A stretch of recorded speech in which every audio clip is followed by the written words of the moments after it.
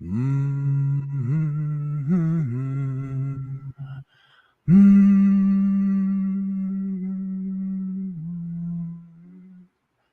Hi there. Well. Welcome to the show. I am RC Scott, horror writer, now blogger, podcaster, YouTuber, and probably a few other things, but I'm not that awake yet to get into it. With me is one of my Droogs, Kenny, and his pussy. Say hi, Yes. Kenny. Introduce yourself. Hello, my name's Ken. I am, as he put it in the link, I'm weeb extraordinaire, and I also play video games, and that's me. That's the special Kenny. Yeah. Yes. What kind of games? Oh God, that's a really big. That's a big topic. Nail it down to genres, man. I'm currently replaying all of the Mass Effect games except for Andromeda. I don't want to play that one, but I'm doing the Legendary Edition of Mass Effects 1 through 3. I've been really enjoying a replay of those games. They hold up fairly well, actually, even though they're like 10 years old, something like that. Older than Skyrim for some of them, I think. But yeah, I've been replaying those every night when my wife goes to bed because she has to go to bed early and I don't. Right. Well, for all those listening out there, which is currently nobody, but for the people in the future, hi. Also, we're just here chatting. It's, this thing I'm starting to do, just nothing in particular. It just depends on who I have on and what I can get out of the brains and what I also share an enthusiasm with. Or if they can bring enough enthusiasm out of me to get into whatever they're introducing me to, then sure, why not? That is what life's all about. Learning from people, communicating. Just like I'm communicating with this guy right here. And I bring up gaming because I'm actually getting into gaming after a long, very long dry spell. 90s gamer for sure. I had, Super Nintendo, Genesis. Actually, the last system I owned was an N64. I love that system. Yeah, I mean, the only games I recall playing, a GoldenEye came with it. Perfect Dark, love that game. Damn, there was another one. But otherwise, I really didn't play it that much. I was more like PlayStation. I had that one. And SNES, definitely my jam back in the day. But after that, I would hang out with friends and like game on their stuff, do some two-player shit. Or like if I was dating somebody, if they were gaming, which a lot of times it turned out that was the case. And I would just watch them play or occasionally join in, or like they'd be working, I'd be playing one of their games or start one of my own. I remember like one of my last exes had PlayStation. Like the last game I remember I actually didn't beat was God of War 3 because we broke up and I couldn't play anymore because of our goddamn house. Like, yeah. One day I will go back and do it. But anywho, I didn't get much into. I got out of gaming because I was more into like partying and doing other dumb shit throughout my wasted youth. I mean, it could be a really bad habit too, but it can also be a good habit. Just like anything, it's good at moderation. Yeah. Well, so for example, my mom knew when I was a teenager, she could trust me to stay out of trouble because my friends and I, we were huge into gaming. We would either play video games, we'd play like Dungeons and Dragons. We weren't the kind of kids that would go out and do drugs or drink or anything like that because we were more focused on, really enjoying a good game. We still did stupid shit because every child does. In fact, my friend Chris and we did not realize there was a curfew in our town that like you couldn't be out past a certain time. And we would just ignore that. We'd be walking around town at midnight just bullshitting because we're like, all right, we need a break from games. Let's get fresh air. Because that's one thing, too, is we made sure that we didn't just sit at a table for 7 hours. We'd go out, walk the town, get some fresh air, and then we'd go right back to gaming. And that, yeah. See, it's funny you mentioned curfews. Growing up on the South Side, never heard of that shit. It'd be out all hours of the fucking night. And then my parents first got divorced. So I went out to the suburbs for a little while. And that's the first time I ever heard about them. I was like, God, 10, 11 years old. It's probably out at like 1 a.m. I remember I snuck into this like little small local venue and saw a band playing. I was on the way home. This cop stopped me. He was talking about arresting me. I'm like, dude, fuck you, man. I'm going on the way home. Fuck out of my way, man. Go bother a criminal. You see me here walking, not doing shit. Hey, you remember giving me a hard time about it. And that's when I found out like the difference between like city, suburbs, and the way cops act, the way people act, and just the laws in effect. Way different. Yeah, I mean, see, I didn't live in the suburbs, but what I did was it was a small little town. That, like, to be honest, if you needed to go and buy stuff, you had to drive like 20 minutes to get to the actual town. But I lived out in the middle of nowhere, in essence, and my friend lived in the little town of Natchez, Washington, and so. See, I got some of that because I have family from like the South and in rural areas, so I've experienced it. But for the most part, I grew up like a sardine, man. Just people crammed on top of each other. Like when I moved out to suburbs, that was the first time I ever had a backyard. Yeah. I mean, I grew up big, wide space from about first grade on. When I was a kindergartner, I actually lived across the street from my school, and we lived in Yakima, in which my father learned to just leave his car doors unlocked because his truck had been broken into so many times that he's just like, they'll take whatever they want. I'm tired of replacing my windows. So, we lived across from a school and yet still constantly having to deal with, shit being stolen, You block your doors. They ain't going to stop anybody up here, man. You got to like put a whole sheet of corrugated steel over your car before walking away. Then the alarm. And hello, polyhedral paradise. Oh, hey, man, don't be greeting people in my chat. I'm kidding. I'll greet whoever I damn well. Polyhedral, what is good, my brother? How you doing? Happy Sunday, bloody Sunday. Hello, Jenny. Fellow writer. I'm not allowed to greet you, Jenny, according to RC. So. Don't be such a pussy. He just told me I'm not allowed to greet people in his chat, so I can't. I'm sorry. Yeah. Anyways, back to what I was saying. Yeah, I kind of like wish I had that. At the same time, it was cool to be able to just walk outside and do whatever you like. You had something over here to do. You want to go see a show. You want to go see a game. You want to go see your boys down there. You avoid those boys down on the other side. I mean, that also created its own set of problems, But, I mean, there's kind of like you have to have a balance.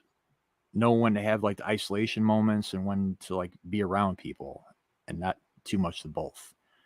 Yeah. But to kind of go back to what I was saying about the whole gaming thing, kind of went off on a tangent there. Oh yeah.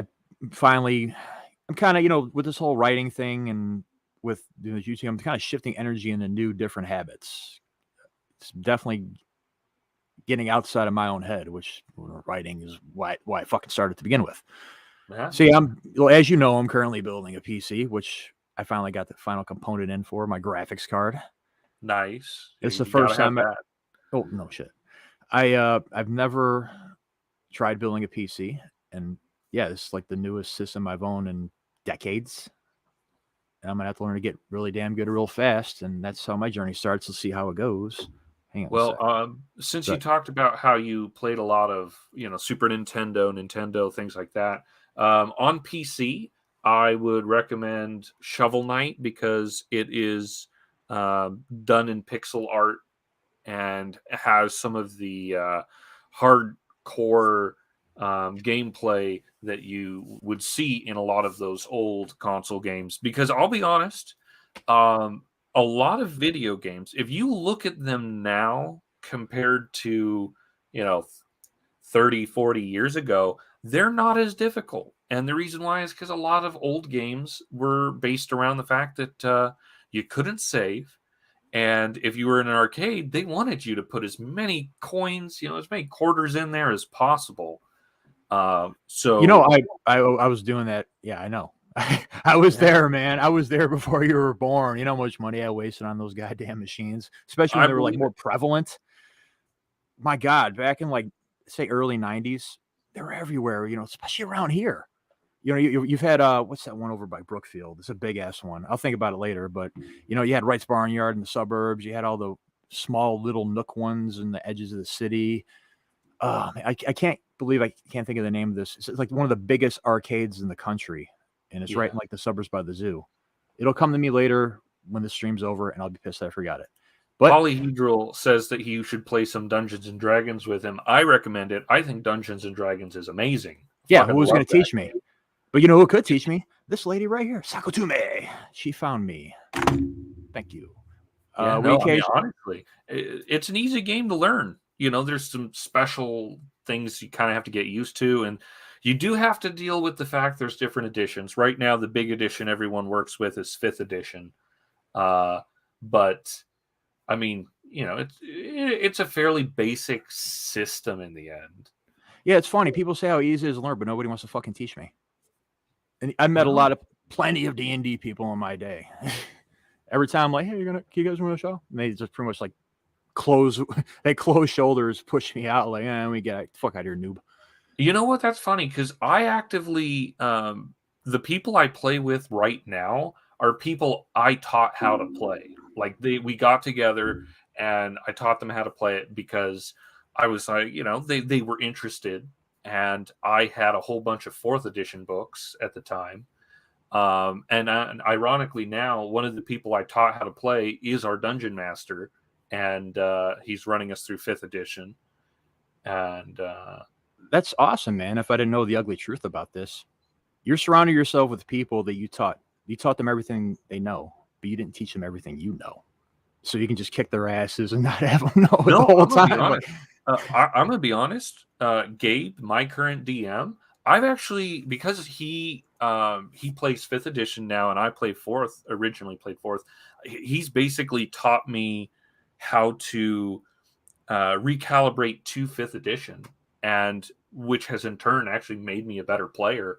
And when he's ready to be the player, I'll take over as DM. We're just going to finish the current campaign we're on. But I actually try to teach people as much as I can with Magic, for example, Magic the Gathering. I love that. Taught all my friends how to play it, and I'm still the guy to beat when we do group games. But some of them are actually a little better than me now. So nice. All right. Well, I guess Sako was volunteered, so that is covered. Yeah, and a lot of people talking about their preferred editions. 3.5. I've played a little bit of 5th or 3.5 for D&D. You bring up you brought up Magic the Gathering. I didn't mean to cut you off, but hanging out in comic book shops is like mostly teenagers. That's when I started seeing it pop up. That's all I saw were Magic tournaments. Oh, yeah. I would watch people do that, but I couldn't get into it. It just seems so fucking tedious. I'm going to be honest. I stopped playing Magic for years. I'm back into it now, but I learned how to play when I was in the 3rd grade. And then what ended up happening is when I got to be a teenager and I started seeing how, sorry to say it, pathetic some of the men in that scene were, I actually stopped playing Magic for a couple years.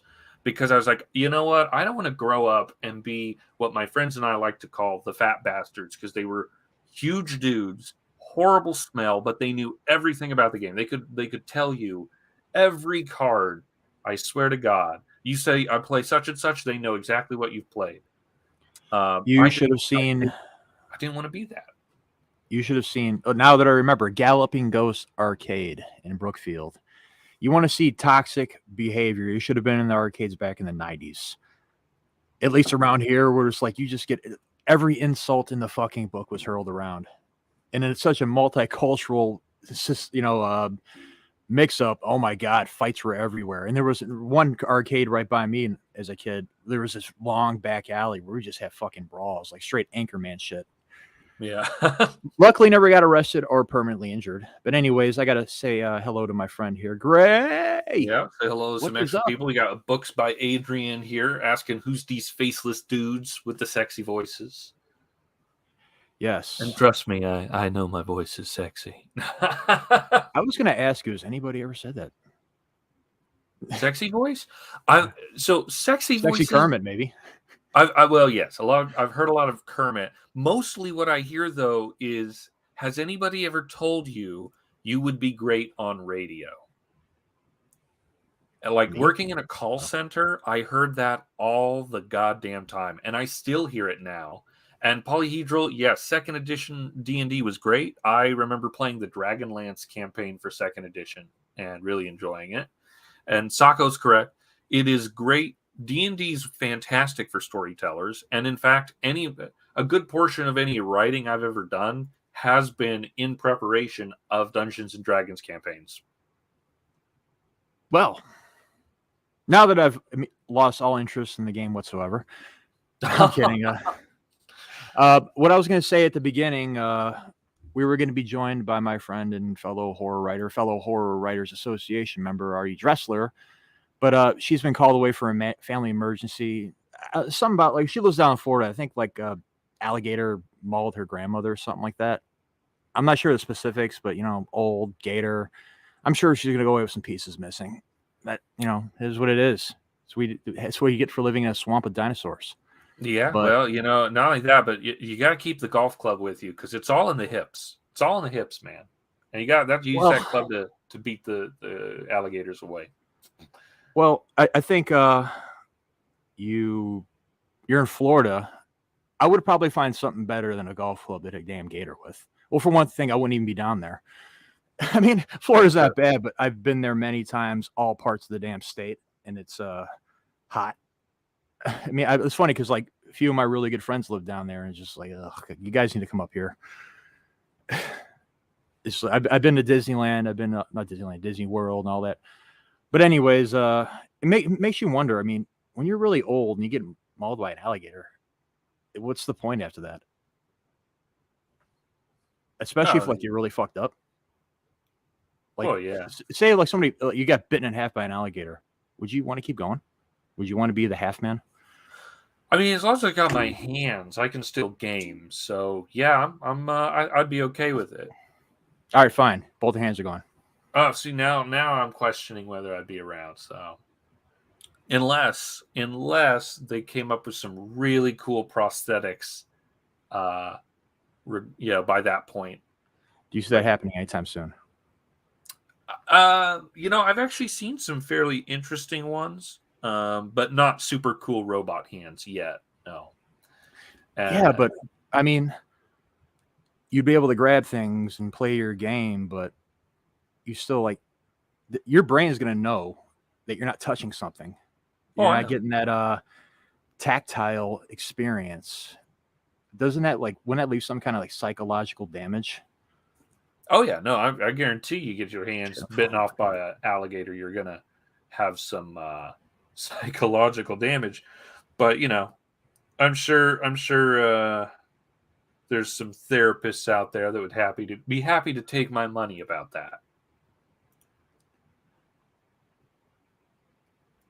And, but anyways, brings up Ravenloft quite a bit. Curse of Straw, real neat. They have, however, made a whole bunch of changes to the Ravenloft setting since 5th edition. So, there's certain things. They had a group of people that were based around stereotypes of like gypsies, because Dracula. That's one of the things in the story of Dracula is that he's got these people that serve him, and they changed that for 5th edition. Recently, because they were trying to get away from those stereotypes. Right. Well, I know nothing about that, but we are now joined by my friend and also a writer, Sako Tume. What up, yo? Yo! How art thou? You guys can hear me fine, right? Yeah, I can hear you. Okay, great. I like the crackling fire behind your head, by the way. Thank you.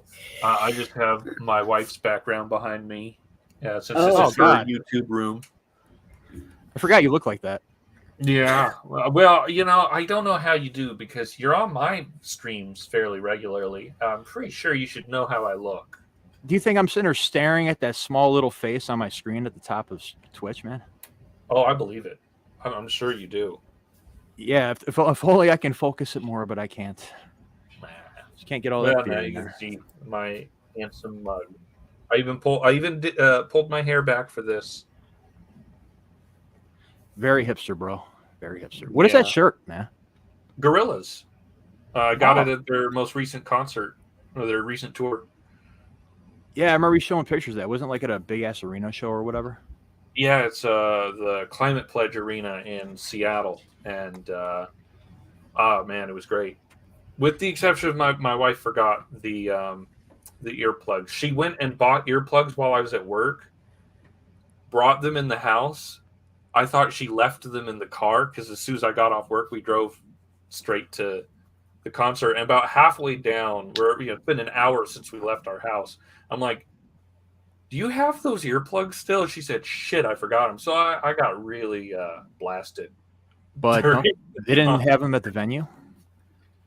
No, Really? I no. think like at least the small venues I've seen those being passed around like for free. I don't know if people just show up with boxes of that That's shit. that's very sweet. Whoever was doing that, because that's not normal for Yeah, I know it wasn't the back in the venue. day.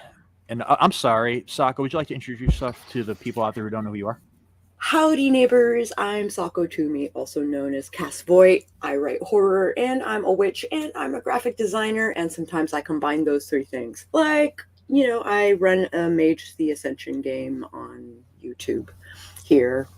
So, if you are interested in videos that pertain to gaming and stuff like that, I'm actually curtailing my YouTube account towards like how to be a better storyteller and what kind of players you should watch out for as a new GM and stuff like that.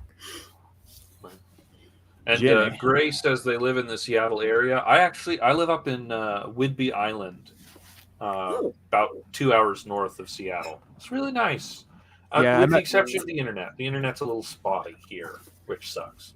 Gray is an awesome, awesome person. I met her through my buddy Trinity over on his channel, Second Street Marvel. Big Star Wars fan, big into geek culture. I think y'all would get along, and you definitely live closer, and you fucking live for me. But That's true. yeah, Yeah, yeah, I Jenny, can't hang out with you. yeah, Jenny.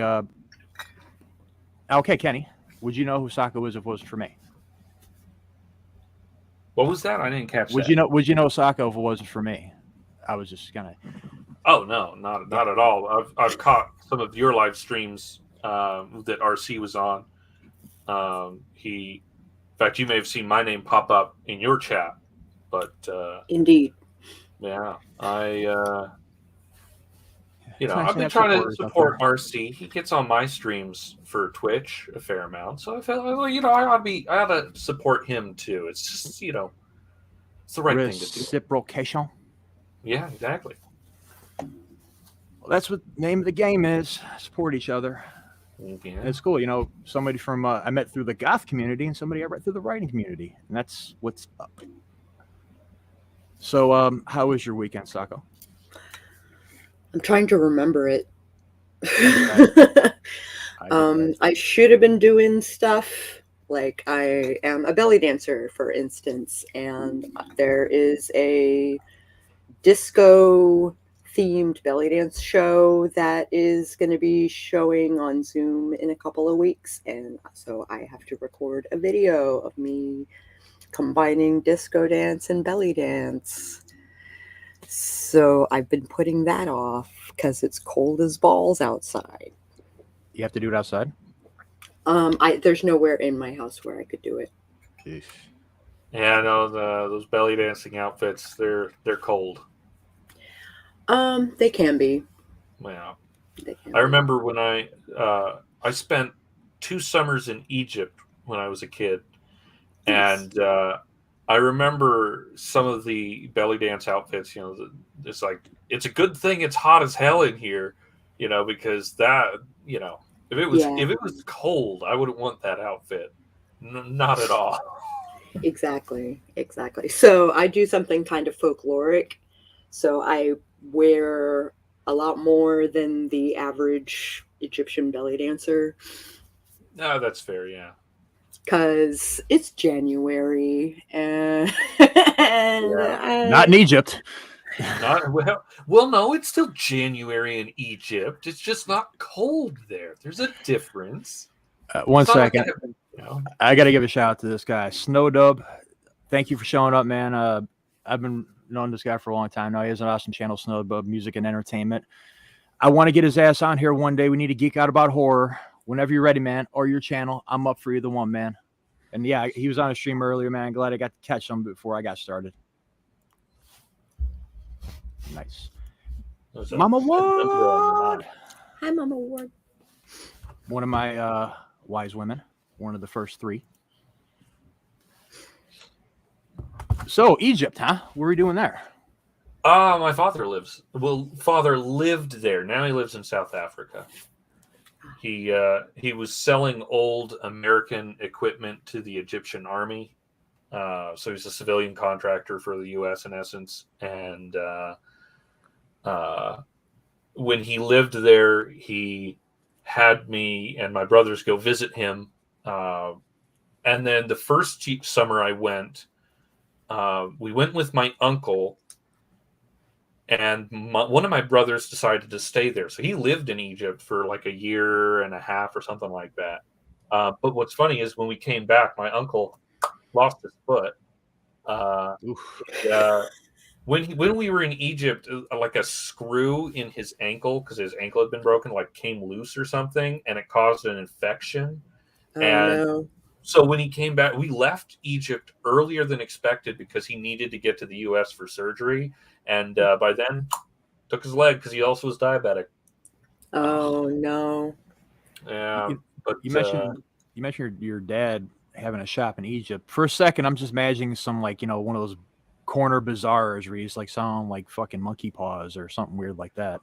I mean, like that would have been a lot cooler than the truth, which was he worked at the U.S. Embassy and he was making like contract deals with government officials and stuff. So. That still sounds awesome. I'm not gonna lie. Yeah, I mean, like it's still cool and all, but like not as cool as selling monkeys' paws, you know. Well, you never know. It's government shit, but it could have covered up. You could have been selling alien paws. You never. Oh, okay, that's fair. That's fair. I mean, my dad did work, at some bases that people weren't allowed on, like. Yeah. Not like Area 51, but more like chemical warfare kind of places, because he was an EOD tech. So he dealt with explosives. But and then the second year I went to Egypt in the summer, we went without my uncle. And, it was I enjoyed the second trip a lot more than the first. The first trip I was constantly sick from the heat. I mean, like just horribly sick. The whole couple was like month heat and a sick, half. Yeah. The second time my body knew what was going on and I had way more fun. And it helped that American dollars at the time that I was there, $1 American dollar was equal to like 5.5 Egyptian pounds. And so I was rich. Mm-hmm. I indulged in every little thing I wanted because I had loads of money. And the Egyptian people loved that because they were like, cool, we're getting all this extra cash. Yep. Of course, that was before the, like the big riots and government upheaval and all that stuff. So I don't know if it'd be quite the same experience now if I went. I suspect it is still a very dangerous place to be right now. Yeah. What about you, Sako? Any Egyptian stories? Anybody lose a limb? I have not been to a Middle Eastern country as of yet. I want to go to the Balkan Steppes and learn their dances there. That would be really cool, but that's also not like a super safe place to be right now. I learned my stuff at medieval events. So like a Moroccan woman would come, or a Libyan or an Egyptian would come and teach classes. See, I get told a lot that I've had a lot of experience in life just living in this kind of city, but I've never been to a belly dance thing. I've never been to a Ren fair. I've never seen any of that shit. Oh. I've never been out of the country. The farthest west I've been is St. Louis. The farthest east I've been is the Ohio-Pennsylvania border. So I've kind of been in my own little microcosm. Well, I mean, to be honest, that's how a lot of people are. A lot of people never Especially get now. the opportunity, especially now, yeah. But a lot of people never get the opportunity to leave without a certain bubble of their area. But you know, I count myself as lucky. I've been to Egypt. I went to Japan. It was only for a week, but you know, it was still really cool. It was, in fact, it was my birthday, Christmas, Mother's Day gift to my mom. I bought her ticket as well. Nice. Because we went because her class reunion was in Japan. Because when my grandfather was in the Navy, he was stationed in Japan, so she went to a high school there, and it was their, you know, like special anniversary thing, and it was the same school Mark Hamill went to, actually. And so, Small world. Yeah, it was really cool because when we went there, he actually recorded something talking about how he had loved his time at the school, but he was sorry he wasn't able to come to this special event because at the time he was filming Star Wars, 10? 10, Force Awakens, probably. Yeah, it was I'm sure it wasn't Return of the Jedi. Well, obviously, yeah, not Return of the Jedi, but yeah, he even included a small sneak peek behind the scenes of the movie. Not that the movie turned out to be good. Their first glimpse of that turd. Yeah. But I got to see something special about it. That's the cool thing. That's the point. Yeah. Yeah. Well, it's like what was that movie, Fanboys, where those guys were trying to watch the Phantom Menace before their friend died. Like right before the movie ended, they were about to watch it. I hope it doesn't suck. Yeah, what if the movie sucks? Yeah. Fanboys was hilarious. I loved that movie. I'm not even a huge Star Wars guy, but I really liked that movie. I had a Star Wars wedding. Hey, you know Really? what? Nothing wrong with that. Like, well, how was it set up? I was Sith. My husband was Jedi. And we combined it with a Buddhist wedding. So I wore a white wedding kimono, and my husband wore black Jedi robes, and it was a political marriage. Like we did it at a winery, and we had like cupcakes for each side, and everybody was basically a mutual friend, so we didn't do like sides for how we laid out the chairs and stuff. I threw, instead of flowers, I did lightsabers. Instead of throwing the bouquet, I threw stuffed ships. That's actually really cool. That's really cool. I had really like cool. achievements. So like people had to have like thumb wars and lightsaber battles and tell the like the bride or the groom a story about the other person, you know, like miscellaneous stuff like that. And then whoever, you know, achieved all the achievements got like a prize. I mean, that sounds way cooler than my wedding. Like, I had a nice wedding, but that sounds way cooler. It was fun. Man. I can put in the private chat the website. We've got the photos up and everything. Nice. Well, that is really awesome, but I remember reading about this guy who did a Cenobite theme wedding. But they spent a ton of money on makeup for that shit. I can't remember.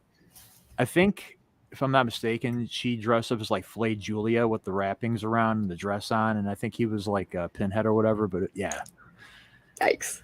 That's dedication right there. But I totally would have went to that. That is the upside, is like, because there was a waiting list for my wedding. I would say 99% of the people that were on the list came. And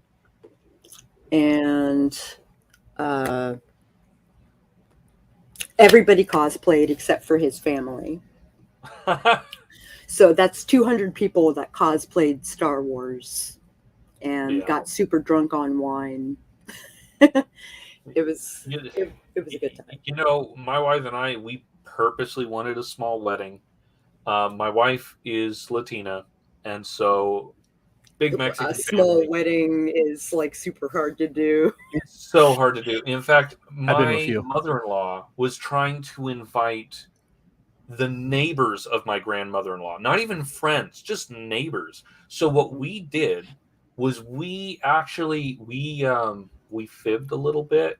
We told them that COVID restrictions meant we couldn't have more than 100 people, and we Nice. forced that. We're like, oh well, we can't have more Really than 100 enforced people. it. COVID Yeah. restrictions, and my mother-in-law was like, well, you can't just not invite people. And I said, we can if the government says we can't have that many people.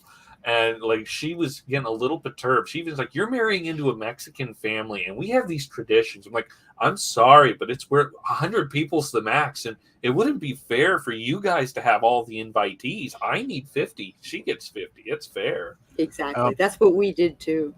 Yeah. And then we were like, oh, but we got to bring this person and we got to bring this person. And of course, we invited like 50 people that we knew wouldn't be able to come, but we wanted to include them in some way. Yeah. It's funny. Go ahead, RC. I was going to say, I've lived in a few Latino neighborhoods, and yeah, if you get to know the people and like you speak a little bit of Spanish, you know, you're in, your family, like, you know, be having backyard parties and like the whole fucking block's invited. And like, especially if you bring some beer and you know you're not an asshole, come right in. Yeah. Plenty of food, get drunk as hell, and just don't pass out anywhere. Get your ass home. Don't throw up. Don't throw up and don't fall asleep in public. Get your ass to a bed, locked door behind you. Yeah. They will fuck with you. Yeah. And I joined in, so I can't really, you know, say too much.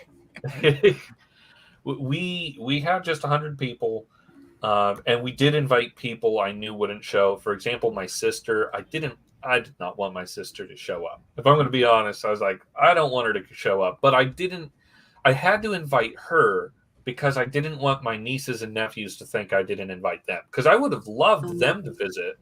You know what? Like, because we were so picky about the people, well, we paid for it ourselves. So mom and dad did, on both sides, did not have a say as to who was invited, even though they tried. They always try. They always try.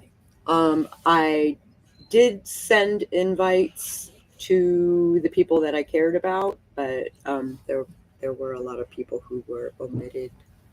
Yeah. I had an aunt that was, I guess, disappointed that she was omitted, but I just didn't like her, so I was like, I'm not inviting her. I inviting people that I don't want. Yeah, exactly. What's funny is it was my great aunt, so my grandmother's sister. I didn't invite her, but I did invite my other great aunt and her family. And so I just told my grandma, you just tell her that if she asks why didn't she get invited, just tell her COVID. But the real truth is, I just don't like her. I don't like her. Yeah. I just don't like her. I don't like her. I don't like her creep of a husband, and I don't like their kids. So they're just not coming. Oh, we also had a no kid policy. See, we didn't have a no kid policy, but we only had 2 kids show up anyway, and it was my niece and nephew who were our flower girl and ring bearer. So okay. Yeah. It worked out. It works out, yeah. And but my sister, it was funny because I didn't want her to come, but I knew she wasn't going to get the vaccine. So I told her, and it wasn't true, but I told her if she was going to go, she had to have the COVID shot because I knew she wouldn't get it, and therefore she wouldn't come. I didn't enforce that on anybody else because I didn't care. I just didn't want her to come. And so I was like, you can't come unless you have the shot. I'm sorry. And she said, well, I can't afford to go anyway. Later that night on Facebook. Well, now she knows. Oh, no, she doesn't know because we're not friends on Facebook anymore. And so she won't see the link getting posted. And Trust me, she will see this link. I will make sure of it. Okay, go right on ahead. I don't care. She's an idiot. You are canceled. But later that night, she posted on Facebook, the next person that tells me I can't do something unless I have the shot, I'm going to tell him to suck my ass. And like bitching. And I commented, I said, well, then I guess it's a good thing you're too poor to come see us. Because, and then she started backtracking. Oh, I wasn't talking about you. I was supposed to go to a convention with one of my friends, but they won't take me if I don't have the shot. And I'm thinking to myself, okay, well, you can afford to go to a convention, but you can't afford to get to my wedding. Yeah. Not that I wanted her to go, but it was just showing like how stupid. Where the priorities were. Kenny, Yeah. we all have our paths to walk in life from our own experiences. It is what it is, man. I wouldn't know. I've never been married. I've never had a sister. So I wouldn't know what it is not one invited to my wedding other than I've always been a blunt person. I'm like, I just don't want you there. I just don't want you there. That's just how I am with people. Even if I don't want to do it, I just rather get out of the way because I just don't want to bullshit them. Mm-hmm. Again, the only reason why I did it the way I did is that I wanted my nieces and nephews to know I cared about them. I can't, if I sat there and said, well, you're not invited because I think your mom's a bitch. You know, that's going to hurt their feelings. If I would send an invite just to the kids. Yeah.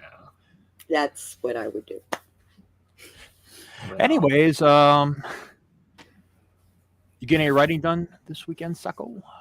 Absolutely not. But because of the retooling of my YouTube, I have been kind of reviewing some articles that I wrote some time ago regarding becoming a better GM and what kind of players to watch out for. So I'm kind of like editing stuff and thinking about how I'm going to present that information. Nice. I finally returned to my graphic novel script this weekend after like a month and a half because, you know, when I left it, I was just in a really bad headspace and my brain just took a shit. I didn't want to do anything. Mm-hmm. Getting on this outline for this, pro story I want to write got me back into it. And just yesterday, I was motivated and got into it. I'm like, you know what, fuck this. I have an idea. When I started rearranging, I'm almost done with issue 3 of supposed 8. Nice. And I went and restructured something, and then I finally got it to where, now I can finally pick up where I left off. And I got through 3 really messed up scenes that connected really well. And I'm finally getting the hang of telling the story, what's the word I'm looking for? And sequential storytelling through the paneling. It's like kicking in my, sequential art is tricky to write for. It is. Also, you got to do it in pages of 4. So there's between 3 and 9 panels to a page, depending on what kind of grid you're using. And then there are if you are ever to print it or ever to have it made, it's got to be, the pages have to be in multiples of 4. Multiples of 4. Well, I was going to go by the old, 22-page of story script. I think that's the traditional method of. Yes, and then you either have ads or you have this last time on Dragon Ball Z and this time on Dragon Ball Z and stuff like that. Well, you got the cover, you got the credits, then you got the opening page. Where a lot of people do the splash panel, all that shit. But I was gonna do it a little differently. Not to mention, I'm thinking economically because there's no fucking way I'm gonna do an 8-issue graphic novel through Kickstarter or GoFundMe. It would cost too damn much or take too damn long to do. Yeah. But that's what. Well, like I said before in my last stream, I'm treating it like I'm hocking a big loogie at the top of a wall and just watching it crawl down, hoping it doesn't hit the floor. It just catches somewhere with a damn printer. Or just get it out there, and if they can get some kind of traction, I'll go back to crowdfunding. Talk to me about printers when you're ready, and I have some good recommendations for you.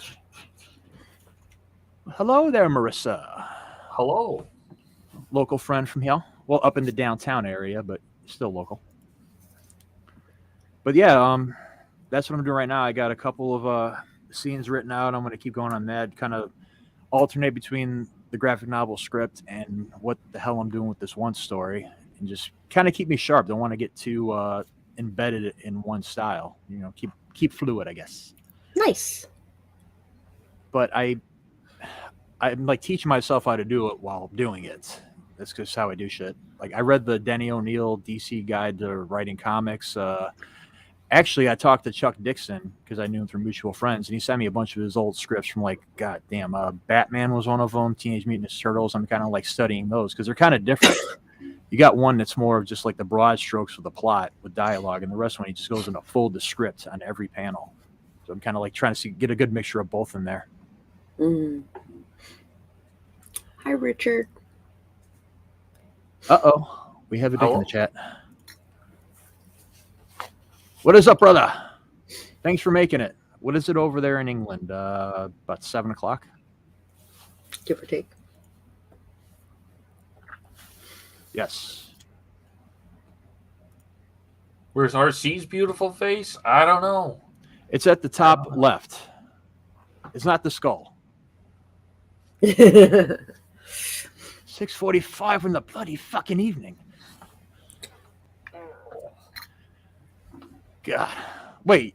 You got Saka on the East Coast, Candy on the West, me in the middle. 3 different time zones here. God bless the internet. Fuck yeah. Blessing and a curse. Yeah, definitely. Sometimes it really does feel more like a curse than a blessing, I'll be honest, but yeah, but the fucked up part is the way through salvation is through the internet, because the thing that's isolating us could be the thing that can connect us, which is kind of what I'm doing right here. wow. Yes. Nightmare Tenant. Hell to the yes. So, Kenny, you have plenty of reading material here, as you can see. Yes. On top of the first reps, I always send you. What was that? On top of the first drafts, I'm always sending you when I'm done with a story. Yeah, and a lot of books I still haven't read that I have sitting on my shelf. I have to step out for just a moment. I have to go get my laundry down in the laundry room. I got to bring it up real quick. So I'll be right back. You guys just enjoy talking, and I'll return momentarily. We're going to be quiet the whole time. Wait for you. I was going to for a second. Just like go freeze for a second, and he comes back. Hey, as we're going. But yeah, I'm kind of getting better. It's like it's like my comic book brain's at work while I'm writing this, but also like my cinematic brain, because I'm considering like transferring from scene to scene, thinking cinematically, which can help but also hinder. So usually when you are scripting a comic, you're writing specifically for an artist. But if you're not writing with an artist in mind, then it will call for editing later. Yeah, I kind of have an idea of the artwork I want in it. Mm-hmm. But yeah, the one thing I'm struggling with is like I'm thinking of the scene in my head, but I'm also thinking about it cinematically, and I have to like stop for a second. Like, no, this is gonna be image. I can't do it like that. No, you can, but like you do have to think of it as shot by shot. So think of it like a storyboard and less like a moving picture. See, that's where I was getting snagged up at, because I would think of movement. Like one frame, one panel, and the next one's them turning, and the next one's their action. Yeah, you got to think of it that way. Because I remember in the old comics, their way of showing the turnaround was like, just like doing like drawing like a whirl around them while they're turning, and it's kind of passe, I guess you think. Same with like thought bubbles. No one does it anymore.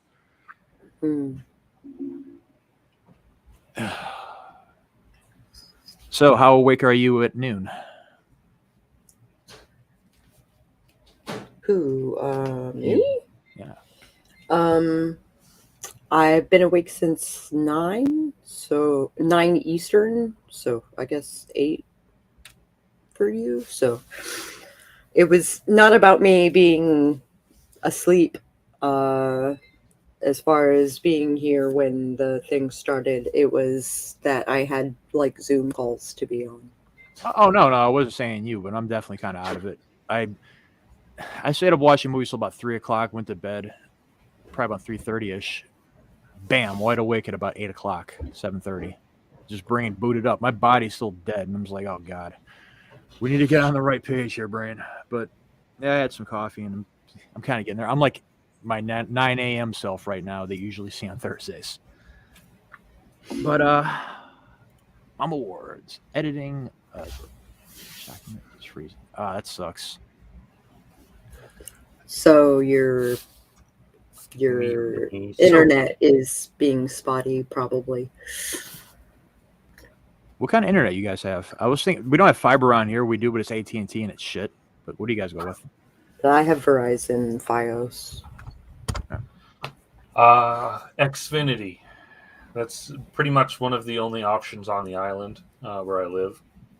And even then, there are sections of island that do not have internet, even as an option. My grandparents' house they're in a dead zone on the island where there are no connecting cords for internet at all, which is entirely the reason my wife and I won't buy the house from them. They've talked about, like, maybe you guys will buy it, and I'm like, no, not without it. No. It's not just a young person thing. One of my patients at my office is an older man. He's like 70, and he and his wife are still really big gamers. And he said, yeah, no, we had to shop around the island until we found a section of island that had good enough internet that my wife and I could both be on our MMOs, because they play like a lot of Black Desert Online and stuff like that. So Right on.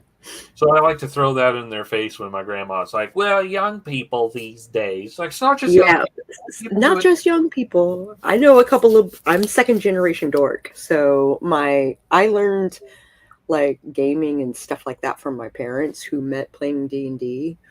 Aw. Yeah. So that is so cute. For my mom, she's not much of a video gamer. There were some games she could play with my brothers and I, but she was still very much nerd, huge into Star Trek. She's the one who got me into anime. She got me into reading. Huge nerd, just not so much gaming nerd. See, my dad was a workaholic. If it didn't make money, he didn't bother with it. I mean, unless like we had like a football game or a racing game, he'd get on there occasionally. My mom sucks at gaming, so it was never her thing. She tried to play Mario Brothers once and like got through the first stage and rage quit.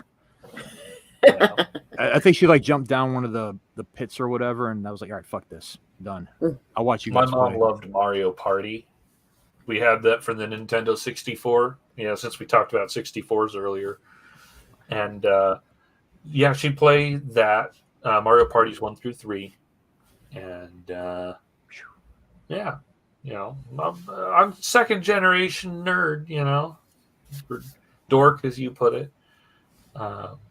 She's played a little Dungeons and Dragons, just not enough to really have a skill set with it. But nerd, dork, fan. Call it what you will. Call it what you will. Knowledgeable in a subject that is kind of niche. Yeah. Very much niche. When I did that intro and said a normie with geek cred, like I mean that as like we're all ignorant of something. Oh yeah. No matter how much we know. Like I've read tons of comic books. I've seen Doctor Who, a ton, all the episodes. Well, not all the episodes, but Star Wars. I'm pretty knowledgeable, but there's some shit I don't know about. D&D. I don't know anything about that. Oh yeah. So we're all a normie in something. Yeah. Well, Sorry. Oh, go ahead. I was going to say that I'm a fan of collaborative storytelling in whatever form that takes. That usually takes the form of like role-playing games for me. And every once in a while I'll find a video game that the story is strong enough that it'll keep my attention. But like these days I've been so disappointed by books that like I find myself moving away from them, which is kind of tragic.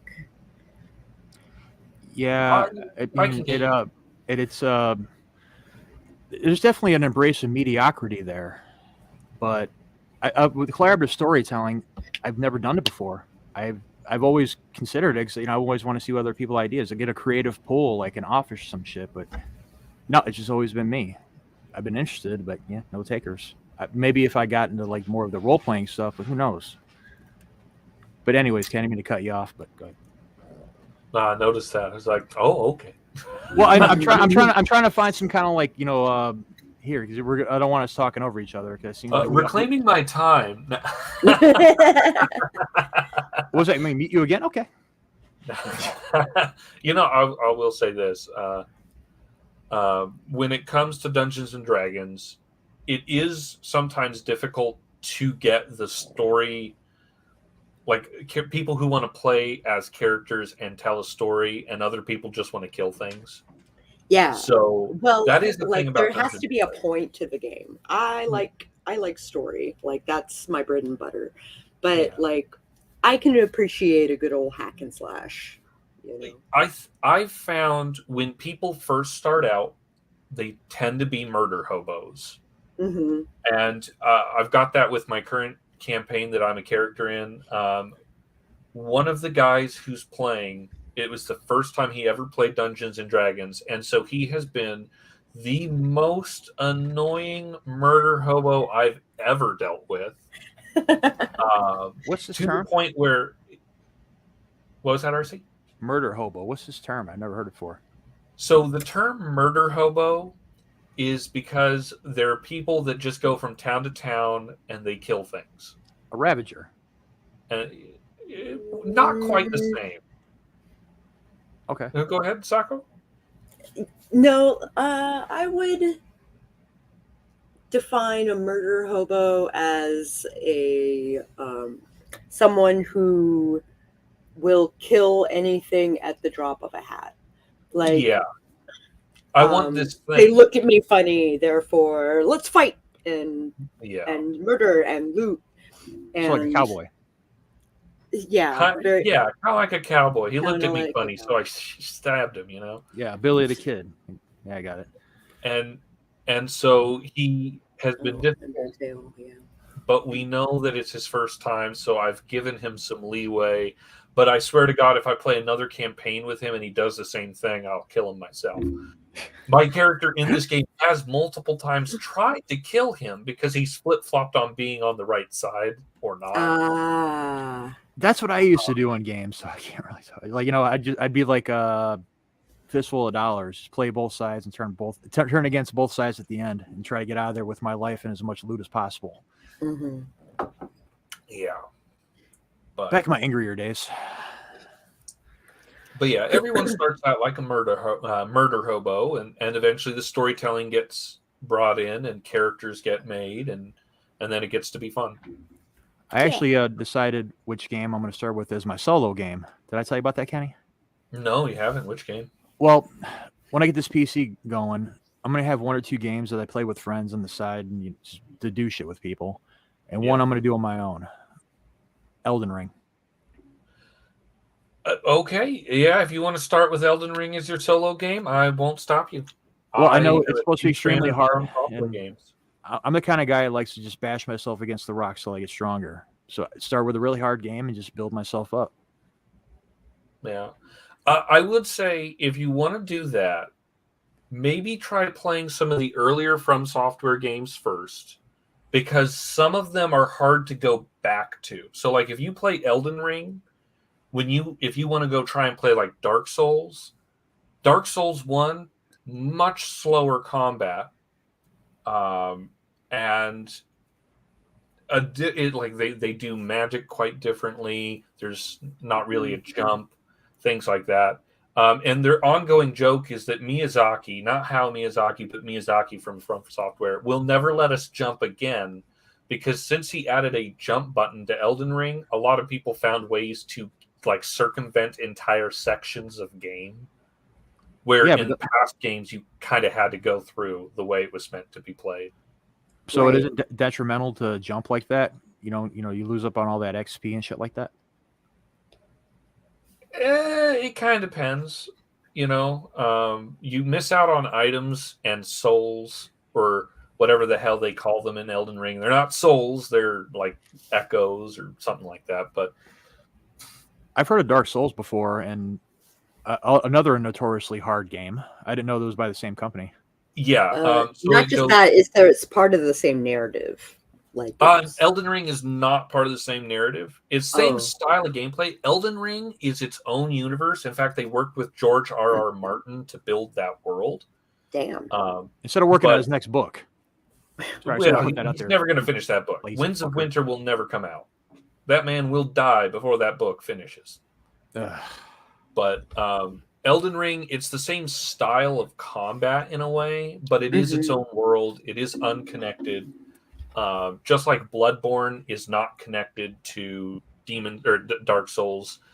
Demon Souls, which is the precursor to Dark Souls, is not related to Dark Souls. Right. Sekiro's not related, but they're all part of the From Software bubble, and they're all very hard games. But basically, how it goes is Dark Souls is classic medieval, like swords and sorceries. Bloodborne is Gothic Dark Souls, and Sekiro is Weeb Dark Souls. And then Elden Ring circles back to swords and sorcery. So, all right. So what do I want to play first? I would say Dark Souls, because unless you have a PS5, you can't play Demon's Souls, which is the first true game of the set. Is there a connection between those games and Diablo? Because I played that. No, Diablo's made by Blizzard and completely different companies and different worlds and storylines and all that. Diablo is a classic, though. Diablo games are all like related. They're like continuations of the same story.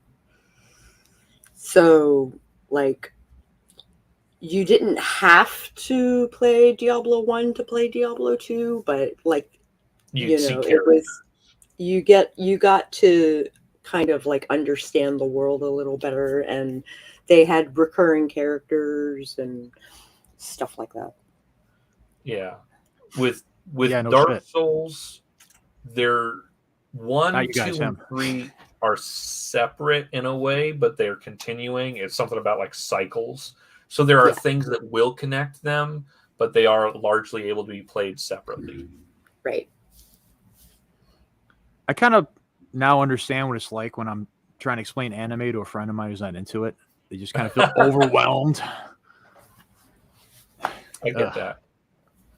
Anime is thing to talk about, though. Hey, you mentioned Elden Ring, so he let you know, like, the surrounding stuff regarding I'm just Elden warning Ring. you that if you play Elden Ring first, you're probably not going to play the previous like games by the company as well, because it's slower. Well, those older games are slower, you mean? Yeah. I mean, it's kind of like Bloodborne is very fast-paced, and it's made by the same company. So when I went and I platinum Bloodborne, and then I went back and played Dark Souls 1, and I felt slow, like my character was moving through molasses, because of the way that the style of the game, like they've progressed to a faster gameplay with each game they make. This is why I never really got into like those uber MMO games, because I do like a little faster pace of my game. Not like, it doesn't have to be like a straight, massacre run around like, God of War or anything, but like I do like some movement, not just standing around, just like, 5 hours of dialogue and a few fights here and there. So maybe I should just go with Elden Ring if it's faster paced, but the point is getting into something and pretty much jumping in the deep end, which is something I've always done. And Snowdub is back in new Tenchu game. I don't know what that is. Okay. Tenchu, yeah. Wait a minute. Isn't it like brand? Like gaming brand? Tenchu game series. I think you're thinking Tecmo. Tecmo, there we go. Yeah, Tecmo's that's the a boomer brand. one. Tenshu is a game series with ninjas, I think, that was really hard as hell. Hard as hell. Was yeah. it hard as Ninja Gaiden? Around there, yeah. Because I actually got a RetroArch a couple of years ago, and that was one of the first games I picked back up because I remember rocking that back in the day. It is a fucking hard game. Oh yeah, like the first Old level games just are hard. knocking on your ass. And yeah, I remember like the original Nintendo games in particular were so cutthroat. Like you fought to the end, and if you died and ran out of life, bam, back to the end. I mean, back to the beginning. No checkpoint, no saving your shit. Doom. Try again. Get good. Cool. And classic Ghost and Goblins on Nintendo, if you didn't kill the boss with a specific weapon, you would get sent to the very beginning of the game, and you have to play the game all over again to get to the boss To kill him get with that weapon, yeah. Yeah. Damn. Hi, Adega. Oh shit, Adega! What up, man? Awesome, dude. But yeah, when it comes to those Nintendo games, the first one that comes to mind is the original Ninja Turtles. That the cheap bit one where you're like you keep diving into the sewers and got to rescue your brothers. Yeah. That was so fucking hard. Like I remember I couldn't beat it without Game Genie. And then when I tried to play it again on RetroArch, well, it's even harder now, I guess. Yeah. Roll. Well, that's that muscle memory, Yeah. But one game I did like, well, not the most recent, probably one of the last games I played was there's Prototype, but also Metal Gear Solid 3. I just remember particularly liking that one. I've only ever played Metal Gear Solid 1. No, actually, that's not true. I played a tiny bit of Metal Gear Solid 2, but then I was like, well, I haven't played 1 yet, so I stopped and I went and played 1. Wow, really? Yeah, and I have Metal Gear Solid 5 Phantom Pain, or whatever the hell they called it. I've never even put it in my system. I've never played it. Were you saying, Sako? Mm. I thought you were going to say something. My bad. Have you guys played Call of Duty World at War? Not World at War. I have Modern Warfare 2. Now, is that Modern Warfare 2 or Modern Warfare 2? Just 2. Okay, because that's the thing is they recently went and they made new Modern Warfare games with the same names. So we had the old like 360 Modern Warfare 1, 2, and 3, and then now they've come out with for the new consoles Modern Warfare 1, 2, but they're not the same game. They're not a remaster. They've got the same name, but it's not the same game. Damn it! Yeah. Well, I would like to get back into Modern Warfare. That was especially the solo stuff. The multiplayer was annoying because I kept getting camped on by 13-year-olds. Like that was really annoying. I only played World at War. It was the World War II one. Either you're on the U.S., Russia, Japan, and German side. Mm-hmm. Well, my friend had it on his Xbox Live, and like I'd always like, he was older, had a house, family, and all that. Like he'd always go out and like vacation a lot. He owned his own company, and he just let me chill there and like watch the house and just don't eat all his food or smoke all his shit, which I did anyway. But either way, he let me play on his Xbox Live, and I would play that. And they had this thing called the Bouncing Betty, which is basically like a landmine. You step on it, it explodes. Yeah. But I found this thing where, like when you go to the end of a map, like to the wall, and sometimes you go against it, you'll like go like run up it a few feet and drop back down. Mm-hmm. I figured this out. Like if you ran up the wall and before you hit the ground, if you release your Bouncing Betty, it'll automatically go to wherever the enemy respawns. So you'll kill a guy, he'll respawn, explode, and die again. I killed like 200 people in one day on his account. That is a hell of an exploit. And they banned him for like 30 days after he came back home. He's like, what the fuck, man? What did you do? Well, I told him about that. He's like, did you have to kill 200 people? Did you have to kill 200 people? You couldn't you broke that up in spurts? You didn't have to go through a whole map just blowing people up. I'm like, hey, man, it was fun. It's like you shoot him and you hear him explode on the other side of the map. The last Call of Duty game I played was Call of Duty World War II, the most recent one, because that's another thing. Call of Duty games originally were in World War II, and then they called it this new one Call of Duty World War II. That's the last one. Is it like a refresh? It's a completely different game. It takes place in World War II. Right. It's kind of like what happened was Battlefield, another game series came out with World War One, and that came out really, people loved it. And so Call of Duty decided, well, we've been doing these futuristic warfare games now. Let's go back to our roots and do World War II again. I played it because it was free for PlayStation, and I'll be honest, I got pretty damn good with it. But I can only play Call of Duty games for so long before the interest wears off. / the gameplay, the player base moves on to the next Call of Duty because they come out practically every year. See, that's always been a problem with me, even as a kid. Like, no matter how good a game is, eventually I'm either going to beat it or lose interest. Case in point, last game I played, Hades. Fun-ass game, but just after a while, I was like, you know what? Ugh, I don't care. I'm done trying to escape this damn thing. Yeah. And that can be a problem with games. World War One, they have a game like that because I've been kind of researching a lot of World War One shit recently, so you can imagine my interest. Yeah, Battlefield. They called it Battlefield 1, even though it was not the first Battlefield game. But it was meaning it's like the First World War. Again, game titles are shit these days.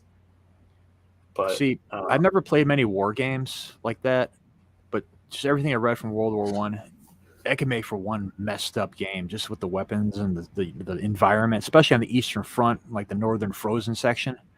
Yeah. Ugh. Maybe one day. Yeah. Do you guys have a favorite game? All time?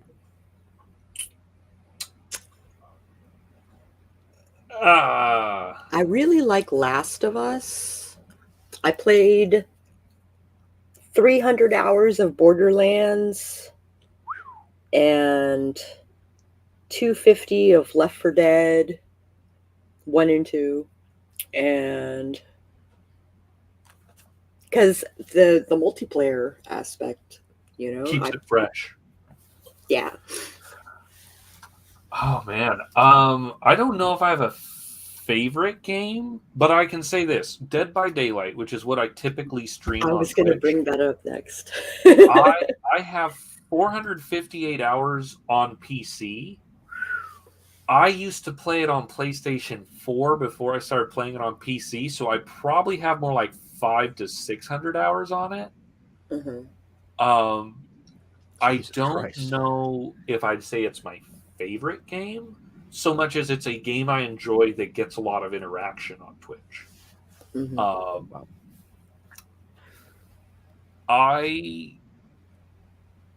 I have certain games that I come back to and play a lot. The original Final Fantasy VII, I have played that I don't know how many times.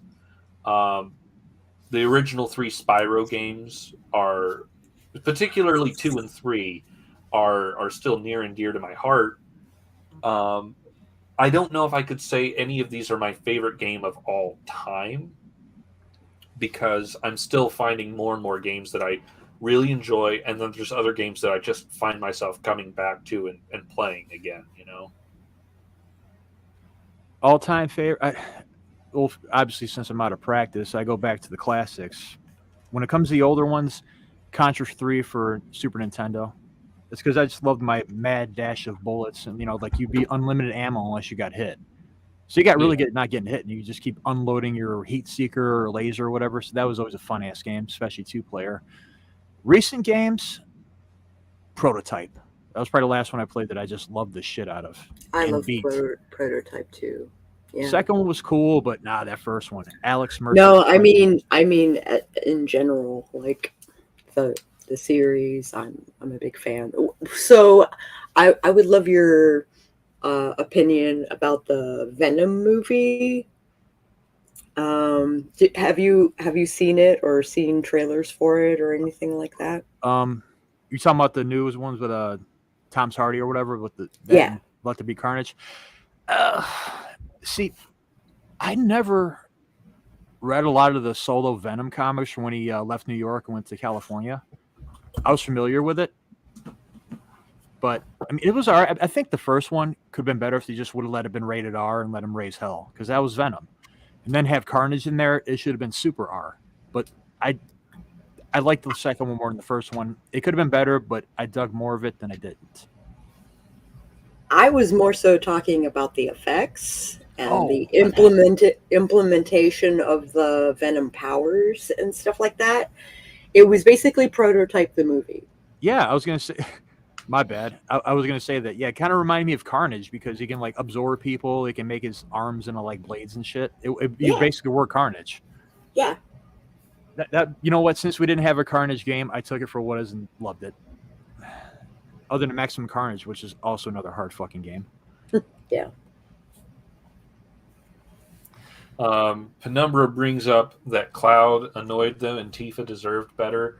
I can get that.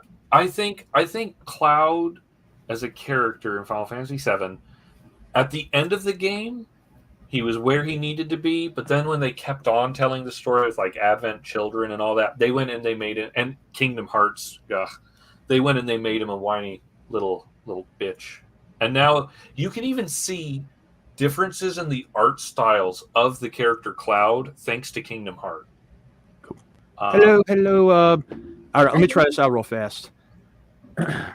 See, I heard someone say The Last of Us, both games will change your fucking life. I used to be better at that. Fergus. Anyways, I've never played The Last of Us, but I've heard people bitch about the second one. That's it. I have not played the second one. I'm kind of afraid to.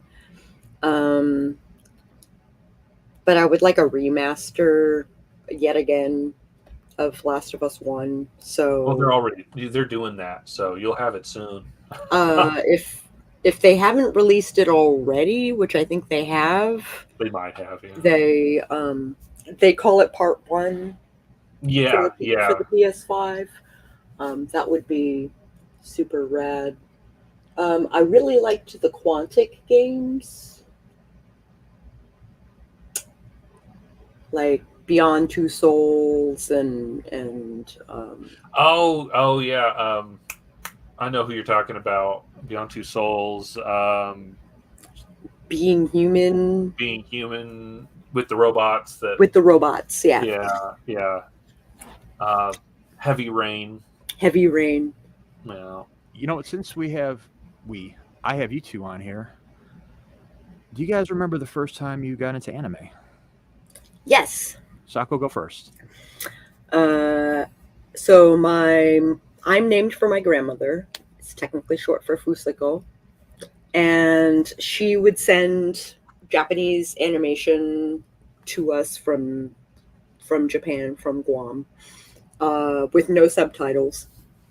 And she would send comics that were in Japanese and stuff like that. So I was 4, and I had memorized Nausicaa in Japanese. So, and I was in the middle of a desert where TV was like hard to come by. And so everything was VHS. Right. So I watched Nausicaa a lot. That was actually the first Studio Ghibli movie I watched. Mm-hmm. Your turn, Kenny. I will be honest, I don't remember when I got into it because it's always been there.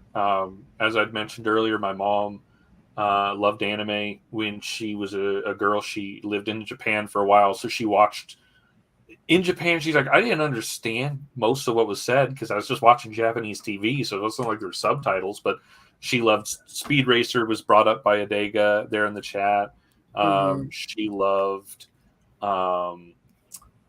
Astro Boy and all that stuff. And so I just kind of it was always there, but as you mentioned, in VHS form. Because you move to this, live in the States, it's not exactly easy to get a hold of all that. Right.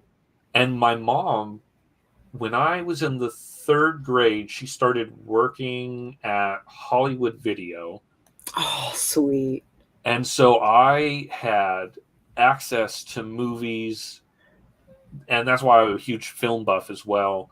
Because the thing was, employees had 3 free rentals at a time. Oh shit! And so we would literally we would watch every VHS of an anime we possibly could get our hands on. Yeah. And then when DVDs came around, same thing. And anytime a new anime came into that store, we saw it. Even if it was terrible, we watched it. Nice. And so I laugh because, you know, when I was a kid, I was one of the weird kids for liking anime. Now animes in school, like kids are walking around with their anime backpacks and t-shirts and all that and not getting made fun of. And I'm like, good. I'm glad that those children don't have to go through what I had to go through, and that they have a plethora of ways to watch anime. Yeah, try walking around a school in the 90s wearing a Star Wars shirt or a Spider-Man shirt. You're going to get your ass kicked. Well, you know, it's around here. Anime, my journey. First one was Dragon Ball Z. I've never even heard of anime before. Yeah, that's typical. It was on Cartoon Network when it just first started going. When that first came on, and eventually they started putting anime on there. And it's funny. I remember watching an episode of Dragon Ball Z, and after that was an episode of Dragon Ball. I'm like, wait, wasn't this guy just a fucking adult? What's going on here? This is weird. But being a kid and also liking weird, I'm like, I'm going to stick with this. It took actually a few episodes where I realized it was just, you know, I guess present and past. Finally got that locked down. And then not too long after, I remember being really sick one night. It was actually the weekend, and like passing out early. And I woke up probably like 3, 4 in the morning, still puking my guts out. And I crawled back in my bed and flipped on the TV, and the Sci-Fi Channel was on. Yeah. And what it came on, you know, was Saturday morning anime. And if anyone out there doesn't know about this, Sci-Fi Channel used to play middle of the fucking night, like 3, 4 in the morning, like full-length, uncut feature anime films. Yep. And so it was just right when this movie was starting. It was the first full-length anime I've ever seen, and to this day, still my all-time favorite. Vampire Hunter D. Okay. I thought you were going to say Ninja Scroll for a second, and then I would have to leave the stream. But no, Vampire Hunter D was Blood Hunt or the original Vampire Hunter? It was right before that came. It was like 97, 96, 97. Yeah, it was the old Vampire Hunter D. And then they came back with Bloodlust. I've never seen anything like this before, and I sat there like probably within 30 minutes forgetting about my stomach ache, just enthralled. And after it was over, I'm like, holy shit. And the mess up part is I forgot the name of it. And then a few years later, you know, I was at a comic book shop and my buddy busted out the DVD for Vampire Hunter D Bloodlust. I'm like, wait a minute, I know that guy. Yeah. I grew up on edited American versions of various movies, and like Lock the Superpower, right? Great example of a movie that was totally butchered by US censorship. But when I was in college, I finally got to see the original cut, and it was so much better and made so much more sense. Yeah. It's always funny when we see edited versions. For example, if you ever watched Yu-Gi-Oh! When the anime came out, they edited out guns. So the characters would hold their hand out like they're holding a gun, but the gun was missing. Yeah. And it's funny because you mentioned Crisis. Yes. Dragon Ball, the original, probably last year I went back on Hulu and started watching it like Japanese subtitled. And it's completely different. They have all this weird, crazy, perfy shit in there, especially with Bulma. Yeah. And like that was definitely not on the Cartoon Network. Once upon a time ago, I used to know all the words to Konyawa Hurricane. and Robotech. Yeah.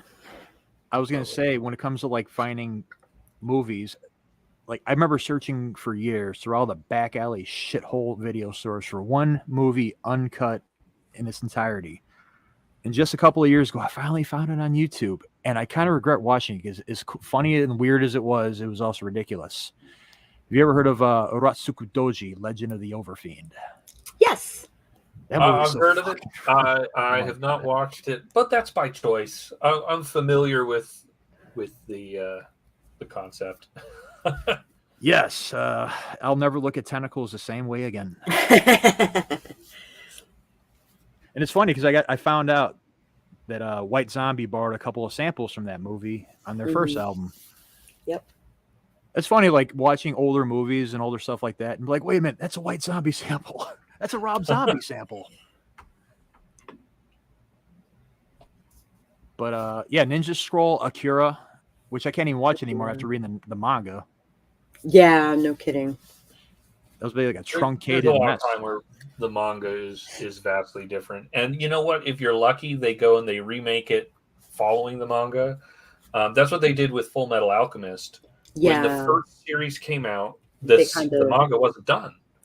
So it was. They were waiting for the manga to come out so that they could write the script for the animated show, and then it got to the point where the show caught up with the comic, and then they were like, okay, well, we don't want to wait on the manga to come out, so let's just take a left turn and make a completely different story then. And so then they revamped it and did Brotherhood. Yeah. And So they kind of like fixed congruency issues. And a lesson was learned that day, and it was never repeated in anime ever again. Ever. Not in Bleach, which is, I can't believe that shit. Hellsing. I remember, like, reading the manga and then watching the first anime. I was like, what the fuck? And it was the same problem. The manga wasn't done. The manga was only about 2. It was in volume 2 when the anime started coming out. Mm-hmm. And so that's why they made Hellsing Ultimate. And what I liked is that Ultimate was like, all right, what we're going to do is we're just going to do one big full-length episode, in essence, for each volume. And that way you're not having to, split things up. You're just getting it all in one big chunk, some shorter than others because of it. But well, you got to think, how long does it take you to read one volume of a manga? You burn right through it. That's the one thing about it. It's probably a good way to do it, a good model for it, because you can get, if you have enough source material, that is, if you don't jump the fucking gun. Yeah. Soul Eater had the same problem too. Yeah, I know. Oh my, I love that show so much. That last episode. That last episode was garbage. I told you you'd hate the last episode. Yeah, and you know what? Had you have not said that to me, I probably would have accepted it for what it was. But no, you sowed that seed where I was just going into it like, fuck, here we go. and as soon as it was unraveling as I'm watching, I'm like, God damn you, Kenny. You should just let me have it. I probably would have gotten some enjoyment out of it. No. I can't let that happen. Fucking, of course. But yeah, I know Bleach went off the manga for a while. Yeah, it did. But it showed. Like, there was, once they got to the death dimension or whatever the hell, they kind of like had 200 episodes that like didn't fucking make sense, and it was super boring. And that was like the phase where they're like, well, we ran out of manga, so let's draw this out. Yeah. I read like an arc past the Soul Society arc and tapped out with the manga. And with the anime, I think I watched 2 arcs past the Soul Society arc, and they started getting into what the hell they call those things, the dolls with the souls in them. We started getting more of those in there. It got a little like, all right, this is corny and getting slow. This is filler. Done. This is filler. Yeah. So Adam Stevenson brings up an interesting point in the chat. Did Game of Thrones not have the same issue? Game of Thrones did.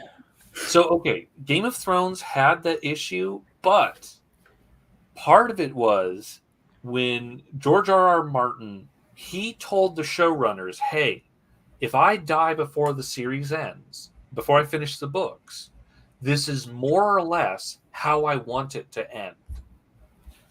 Well, now he's just stopped writing. Because he's doing everything but the Winds of Winter, and then they made the ending, which was horrible, And then he turned around. Well, that's not how I'm going to end it. Because it's like he's got to see. I think that's the reason we're never going to see the end of the books, is that like the idea he had in his head had to be completely redone because he realized people didn't like that ending. Well, it's a writer right there. Not only if people didn't like it, you change.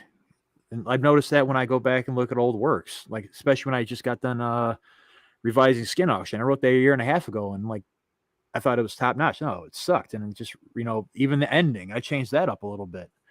Yeah. Well, actually a lot, but point being, I understand that process of it. That's how we writers are. We change. We regret some decisions, and that's the one thing. You put it out there, just do better next time. Don't dwell too much on it. Just don't. At the same time, try to get a good ending. Yeah. Don't be like some people and just pants it, not knowing what the fuck you're doing at the end part, and just writing yourself into a corner and then showing your stories. I'm not going to name names by people who have sold a lot of copies and still have shit endings. Yeah. But George R.R. Martin, that's why like I've been reluctant about anything he's doing right now, because it's been long enough. Yeah. Finish I've never written a novel, and I've certainly never written high fantasy, an 1,100-page high fantasy novel, but I could have fucking done something by now.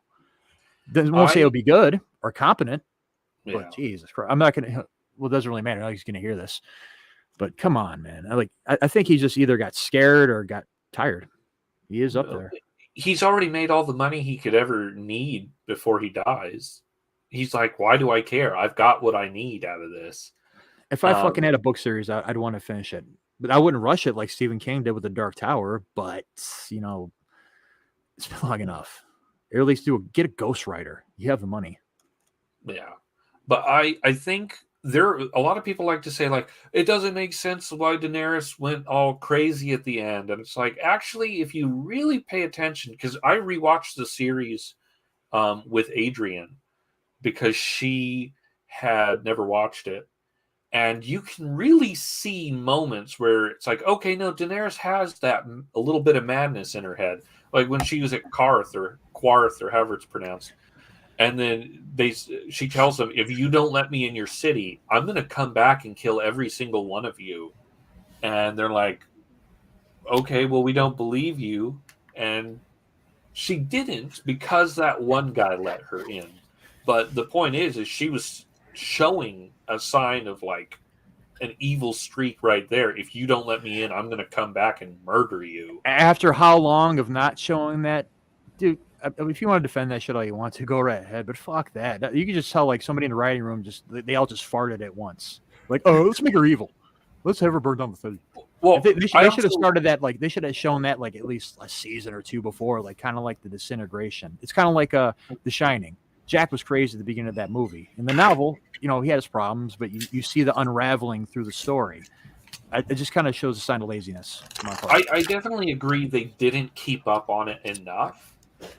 But rewatching the series, there were moments where you could see it, where you could see that like she was starting to crack under the pressure. She was like, oh, I'm saving all these slaves, and I want to make sure that this is how things. She's like got so focused on this is how I want things to go, and then she eventually just up and left.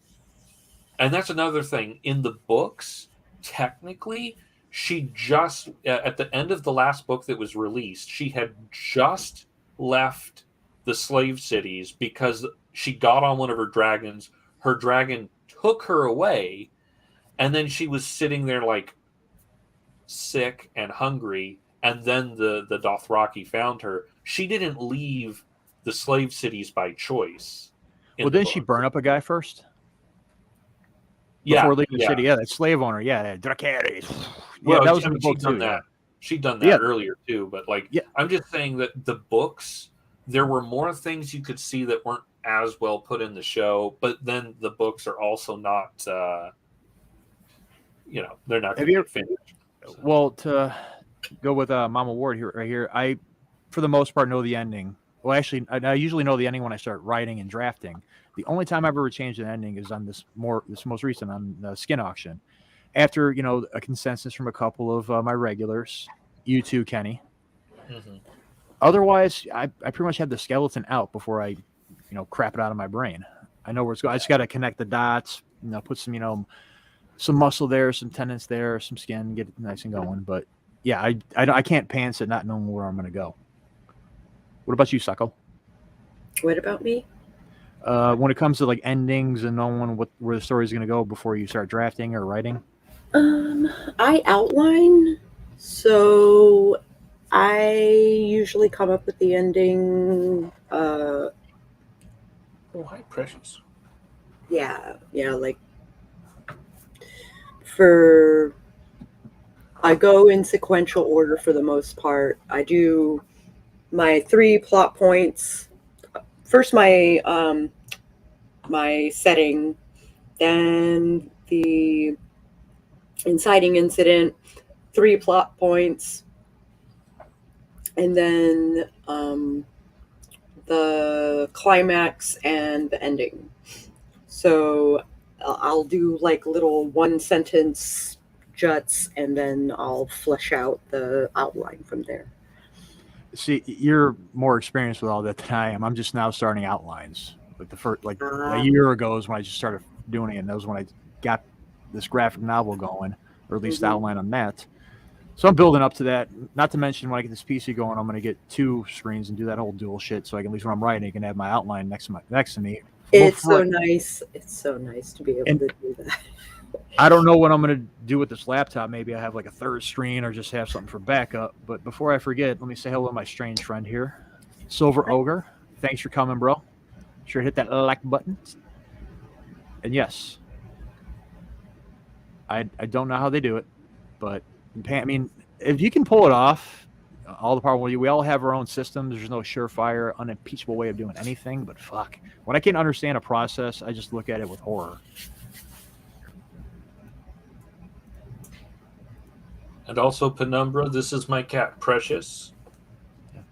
Hello, Precious. We call her Mama Ward around here, bruh. Oh, rubbing her belly, though. Oh, belly rub. Well, all I know, it's not a poodle, so I'm guessing you don't have a well in your basement. You know, it's really funny you mentioned that.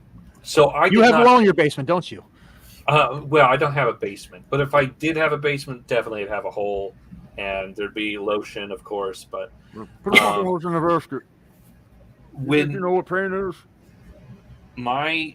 This Precious here was originally my sister's cat, and it was a Lord of the Rings reference because my brother-in-law saw her in, she was in a dark room, the lights were off, and she's petting her cat, and he said, "It's like you're in there with your Precious," and so that's how her name came about.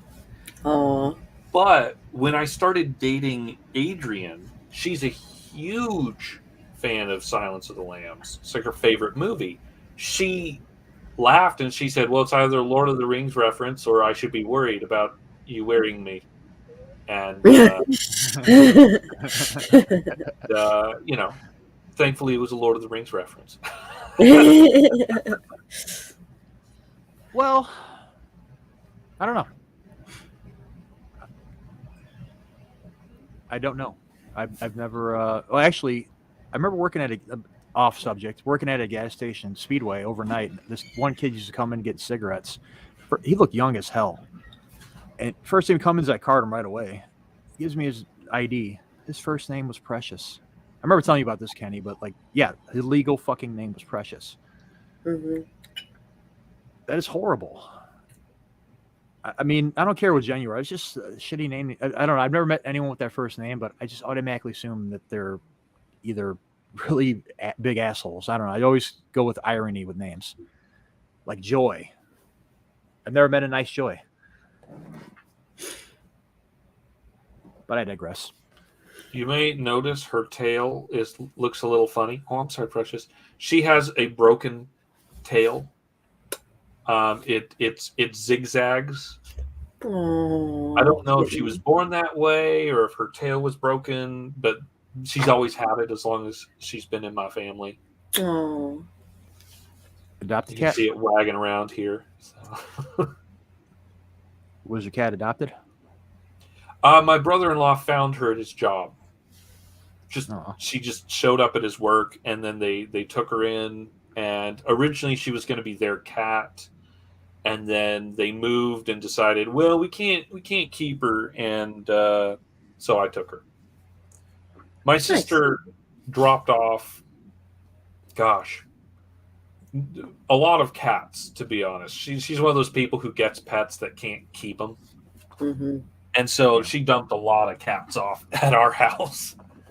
So there is an obscene amount of stray cats in my neighborhood, or at least this particular neighborhood. I don't know why, but they seem to have found food and managed to survive the cold. But I haven't seen any mice, so whatever. Knew someone whose parents named him Tree by the Road. When he turned 18, he changed his name to Tim. Yeah.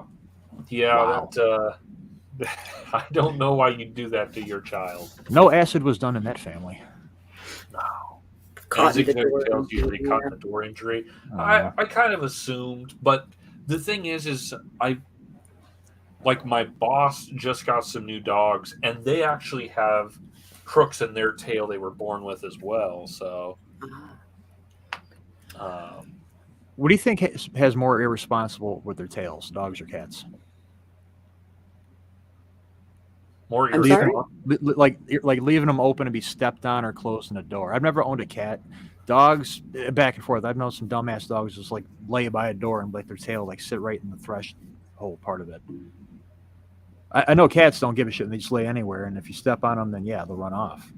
You know, I wouldn't be able to say, because like my boss's dogs will get right under my feet by the wheels of my chair at work, and I have to sit there and be very careful not to run over them. And sometimes I do, you know, like I'll hit their paw or their tail or their ear, because they will get right under, and it's annoying as hell. They're Because why would a parent? Because some people are hippies, and I say the same thing to anybody who drops their kid off in any of these South Side public schools. They named their 3 kids after places they were conceived. Oh man! Wow. There's therapy for life. Conceived by next to a tree by the road, so that's your name, child. Tree by the road. And when I see stuff like that, it ain't gonna be no 500 years before we get to idiocracy. It's happening sooner. Yeah, you know. We're there. You know, your sister, gas station bathroom. You know, she's really gonna help you out with your issues with that kind of a name. Let's elect President Camacho. Hey, what do you guys got going on today?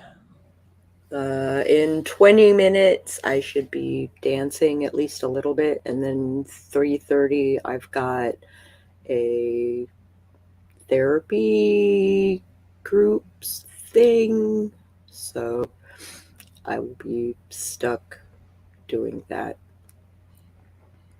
Well, I'm going to be making ham soup for dinner, because you know that's about all I've got going on today. Adrian will get off work at about 12:30. She's been working since 4 a.m. though, so she's going to take a nap when she gets home. So I'll just play video games, make soup. I might stream. I'm not sure. I've been finding lately that my computer, the internet connection with my computer, seems to be spotty compared to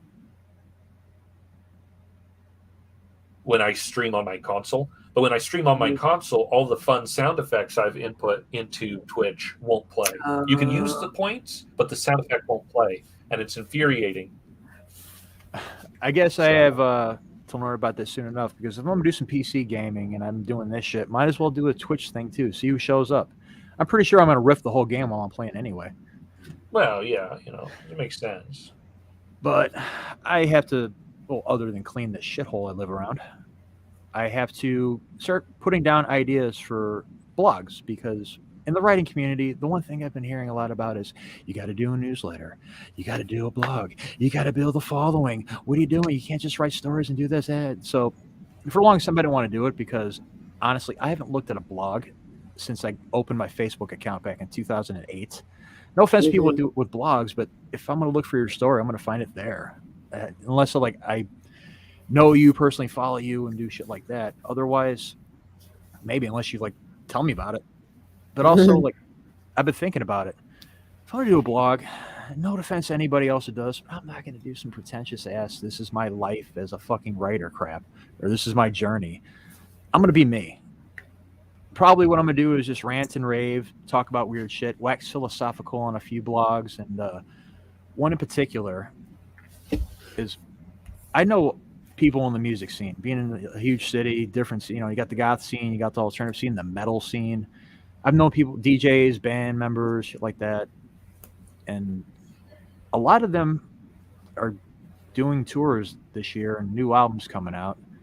I'm talking to them, to get this whole like journalism thing going, kind of like flex a new muscle, build my chops, and also kind of represent those scenes as a horror writer. And I went and asked a few of them, friends and bands that I know, like, hey, you guys care for, do like a little, I said like a legit interview, like some almost famous shit, all of them across the board. Fuck yeah, let's do this. Yeah. Well, and you asked about doing an interview with Adrian regarding her. Yeah, tell about that, man. Go ahead. Yeah, my wife in March on National Absinthe Day is releasing her first original song. Nice. Who is your wife? What's that? Who is your wife for people who don't know? My wife, her YouTube channel name is now Adrian LeVay, previously Lygia Resurrected. That's why my Twitch that I put up in the chat earlier is Lygia and Kana, since we tend to stream where she sits and commentates while I game. But yeah, she's doing her first original song, Goddess in a Glass. It comes out in March. She has been training to be an opera singer for a long time, so her song is considered like neoclassical, I guess is what she told me. There's also a goth band called Male Tears that is doing... She's would you call her goth tuber? I always did. Yeah, she does goth music reviews, gothic literature reviews, and absinthe reviews on her YouTube channel. But Male Tears, I think she said it's called a Cold Wave remix, but the remix sounds really fucking good. Nice. Hell yeah. I can't wait to hear it, man. Actually, I met him through her because I met her in the goth scene. I met her. Fuck. I think Angela I met her through. Well, Probably anyway. Angela, yeah. Well, yeah, all those, God, and all those fucking people, like all over, especially since I, get on the internet and shit like that. Because before it was mostly just like Chicago people and whoever came in from out of town, fuck. I remember Sean Mondina from the Red Party coming in a couple of times, George from Black Rose Burning, people like that. Not a lot of West Coast, but mostly East Coast. I think that's probably where I ran into Angela first. But yeah, then her. Then I remember you were on one of her. Either you were in the chat or you were on one of her streams, and you brought up anime, and I completely fucking derailed the whole stream because we're just geeking out about anime the whole time. Like whatever she was trying to talk about, we just flattened that with fucking. Oh yeah, man, did you watch that new My Hero Academia? Yeah, Hunter, motherfucker. Yeah, and then you started hopping in my Twitch channel and hanging out, and now we're creepy friends. Romance and I read your stuff. Yes. That's how it went. But yeah, man, her, like, just all that. I it's like I want to try to boost them and also work on my own shit and, kind of represent all that through what I'm doing. Kind of be multifaceted, I guess you can say. Mm-hmm. So what I did was I started reaching out. My first thought was old school thought. Interviews people and try to hawk it at some publisher somewhere. My first thought was Metal Edge. Oh, they've been gone for a while. So I started reaching out to like Decibel and people at fucking Terrorizer. What else did I get out to? Not Hit Parade. God no. Not Metal Edge. There's another one, another metal magazine. But anyways, I reached out to their editors asking advice. Like, what should I do as a fiction writer trying to work on these shops? Like, we'll start on a blog and maybe even like do interview recordings, podcast, shit like that. Build up on it and see if you can make connects with an industry. I'm like, well, I don't know if I'm going that far into it because I don't want to be a fucking full-time journalist. But it got me thinking, maybe do these interviews through blogs. Yeah. Oh, wait. Shannon! Awesome person. Glad you can make it. Can't wait to hop on one of her streams again and Yes, hopefully so. I was just saying, I recognize the name because I've popped on some of her streams where you're on. So Yes. I'm glad you follow me everywhere I go. It's good to have somebody like that. well, I mean, I try. I mean, the one drawback is since I'm in the Pacific Northwest, I'm 2 hours behind. There's been a few times where he streams. It's like, yeah, 9 a.m. It's like, that's 7 my time. I'm not out of bed until 8. And then I have 30, 40 minutes to get ready and go to work. So there's been a few times I was like, yeah, I didn't get in on that one, but I tried. Kenny, I work till from 12:30 to sometimes midnight, get home, fall asleep at 2 o'clock, and I'm up at 7, 8 in the morning. And she's an hour ahead of me. I get it, but well, you know what they say, as you get older, you need a little less rest until you get really old, and then you sleep all day. And then you sleep all day. Or you're like me, and, 3 o'clock you take a nap anyway. I keep telling myself the less sleep I get, I'm eventually going to break that next dimension and be omnipotent. I once went a week without sleep, and by the end of it, it was getting pretty fucking weird. I was a kid though, and it's because I spent an entire week at my friend's house, and we play video games late in the night, and then like he's like, "I gotta get some sleep." He goes to sleep. I go and I'd play Fable on his Xbox. I love that game. And then I'd play Fable until he woke up, and then we'd go but I was so hopped up on caffeine and sugar that whole week that. By the end of it, I collapsed. My mom picked me up. I sat on on our chair, and I was gone. I was just... A full 7 days. Yeah. Jesus Christ! Have you ever stayed all the way that long, Sako? 130 hours. So a week. Holy shit! Sucks. I stop counting by days and I start counting by hours once I hit like 24. And then I could have kept going, but there wasn't any reason to. I did just past 3 days.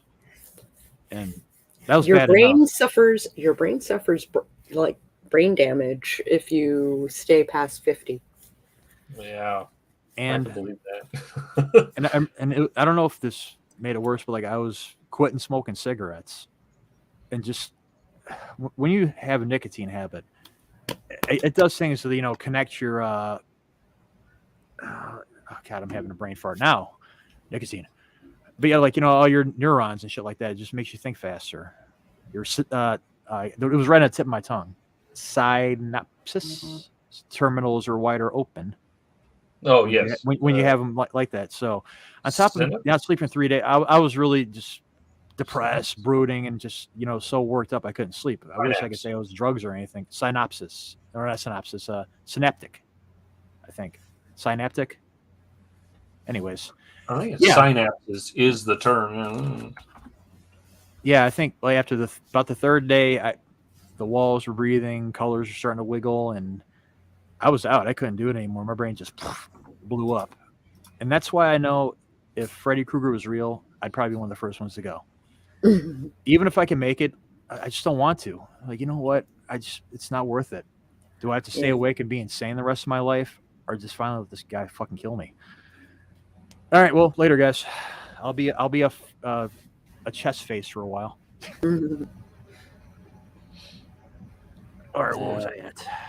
I'll be honest, I have a health condition. I couldn't stay up that late now because I have a health condition that causes fatigue.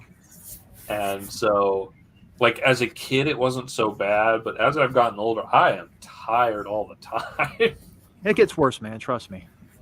What are you, 28, 29? 28, yeah.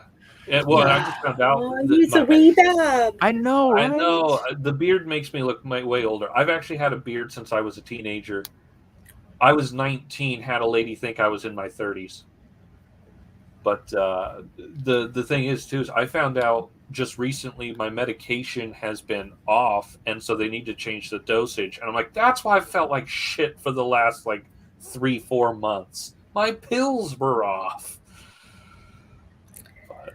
When I was 16, 17, basically 13 through 23, I would get about 8 hours of sleep a week, and um, then like Saturday would roll around and I would sleep for like 12 hours, and then I would start the cycle all over again.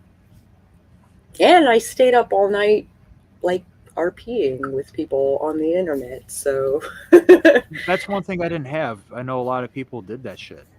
I didn't stay up all night online gaming with anybody. Like I said, the only time I did online gaming was with other people's stuff. So it wasn't like me in my own space, up all right. damn night, with a case of Coke and a bag of Doritos. For me, that was, the Nintendo system or Super Nintendo. Yeah. I guess because I know like it does cause a lot of, anxiety and sleep deprivation.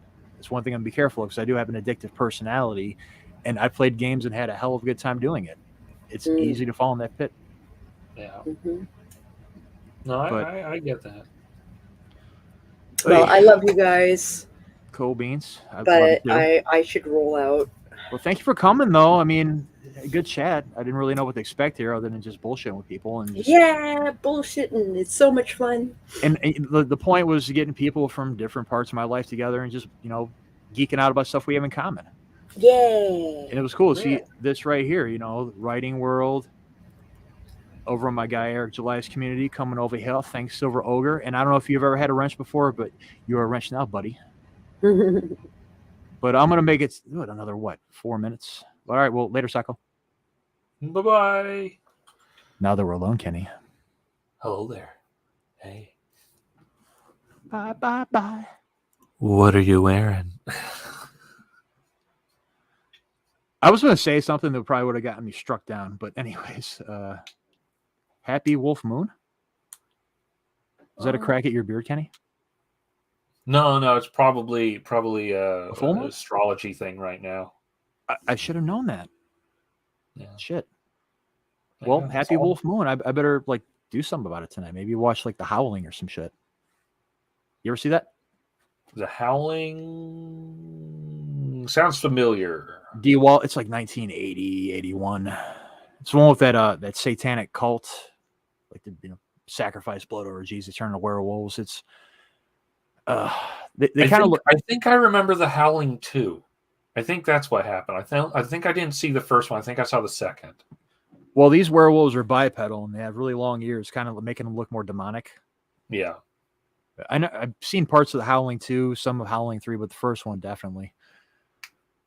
Oh yeah, by the way, since we have time to shame you, you've never seen A Clockwork Orange. You're right. I've not. I'm familiar with the source material. How so? From references, I guess. Yeah, references. I watched a video that was talking about the book The Clockwork Orange is based off of, where he was. There used to be a guy on YouTube called Thug Notes, and I loved his videos because he would talk about classic literature, but in gangster terminology, and it was hilarious. But I'm familiar with the source material stuff. What happened was when my mom still worked at Hollywood Video, I was too young for her to let me watch it because there's a big old rape scene in it. It's a fucked up movie. There's rape scenes in it. Scenes, plural, yeah. So she's like, yeah, you're too young for that. Well, then Hollywood Video went out of business. And then I became aware of the source material enough that I was like, well, I don't really feel like I need to watch it. I more or less understand the theme behind it. I don't really care for movies that are really revolving around scenes with that. No, it's not really. It's it's shows the actions of that criminal, among other things, beating and thieving and stealing cars like that. But anyway, it shows what he goes through when I don't want to break down. Well, you said you watch videos on it. Yeah, the Anthony Burgess novel. Well, it's funny you mentioned different languages. The whole thing is in this weird I forgot what they called it. But it was a mixture of English and Russian, and you see that in the movie too. A young Malchik or Droogs or the Vatchkas, stuff like that. Yeah. But I always love wordplay. As a writer, I kind of have to. But where was I going? Yeah, I mean, I don't like scenes like that in movies either. Like that's why I only watch I Spit on Your Grave once. I don't plan on watching it again. Or like Last House on the Left, another one. I've only watched that all the way through one time, the original Wes Craven one. I never even bothered with the remake, especially if they had that scene in there, because there is a pretty fucked up rape scene. Yeah. Not my thing either. You know, I remember I was going to add it to one story, but I just didn't even want to write it. So I get what you mean, but as a movie, it's a cinematic landmark. But I don't know. I mean, I'm bad at, telling people to watch older movies, especially if they're already older. Maybe those movies you got to catch as a kid. Yeah. Because I had Family Video. I don't know if anyone else had that, but even the one I had, it was kind of like an offshoot. It wasn't the franchise. It was bigger. They had more stuff. Like when I mentioned getting into like Vampire Hunter D and Akira, I'd go there and all of a sudden I'm noticing Wicked City, Demon City, Ninja Scroll, stuff like that. Because I was lucky enough, because I always say that every video store needed a Quentin Tarantino there. I had two of them. I had one in the morning and one at night. So anytime I fucking walked in there, and they knew me, and I was into all that shit. Not only that, but like all the Grindhouse stuff, Rolling Thunder, Vanishing Point, or like the 80s, like Toxic Avenger, Trauma, stuff like that. And even at like 11, 12 years old. So by the time I walk in there, I'm hearing of Clockwork Orange. They gave me that look like, I just let this guy, come out with like Hellraiser 2 last week and stuff like that. If you can watch somebody getting flayed alive, you can handle a rape scene. Wow. And yeah, I mean, it's fucked up, but the point of the movie, it's like, can you control human nature? In which this is like supposed to be some shithole dystopian future, which like, I think the book is in the 60s and the movie was like 1971, 72. Yeah. But it was supposed to be like 95, apparently. But it's always funny when you see books that are like in the future, and then we get to that time and it's like, that's not how things went. yeah, right. I remember watching Blade Runner in 29. Well, digression. What I'm getting at is, more people committing crimes. There's, hooligans, thugs, or at least their weird, quirky British version of it, going around beating people, committing vile acts against men and women. And they show like through like political kind of corruption, like a way of rehabilitation, where like changing the mind, like kind of like drugging a person to be like sickened by their own nature, like by like inherent nature, because whether you want to admit it, like we all have that dark nature as well as good. It's how you channel it. It was some probably got more than others, but it's also like how they got there, gained upon their experience. And it shows through his story, like this young thug is in the book. He's like fucking 15, I think. Yeah. And at the end, he's 21 years old. So, he's still a crazy young boy doing shit like that. And just showing like, he goes to prison. He goes to prison after being betrayed by his gang. And he gets involved in this medical procedure, was endorsed by the government, where they start drugging him and putting him in a straitjacket in the movie theater by himself, clamping his eyeballs open, watching acts of violence on the screen, beatings, rapes, tolt chucking. And until the point where he feels like sick by seeing it through the drugs. And after it was like a speedy 2-week period where he's rehabilitated, and he's supposed to have like a 14-year murder sentence, or like 40-year, I forget which one it is. But he goes through that and he gets out. He's walked through society, and like any like sexual thing or anything violent automatically draws nausea, and he collapses to the floor wanting to die. Yeah. And the point being, does that cure a person? Does that, like tamper their destructive, evil nature? And that was kind of like the theme, I guess, the name of the novel. Like, the novel is like controlling people and stuff like that. And like, what's rehabilitation, what's not. And I'm going to stop the rant. Otherwise, I'm going to keep going. Your thoughts? Yeah. Go ahead. It's one of those things. Like, because I have an idea of like the source material, it's kind of like, once you hear enough about what it's about, it's like, okay, so if I watch it, I'm not going to really learn anything more. I'm just going to get the visuals, which a lot of it is. Stanley Kubrick, he likes his quirky set designs and his camera angles, and I'd say it's worth it for right there. And the music, that synthy Beethoven music. I don't know, maybe a nostalgia thing, but yeah. I feel like at this point, I can skip it and it would be fine,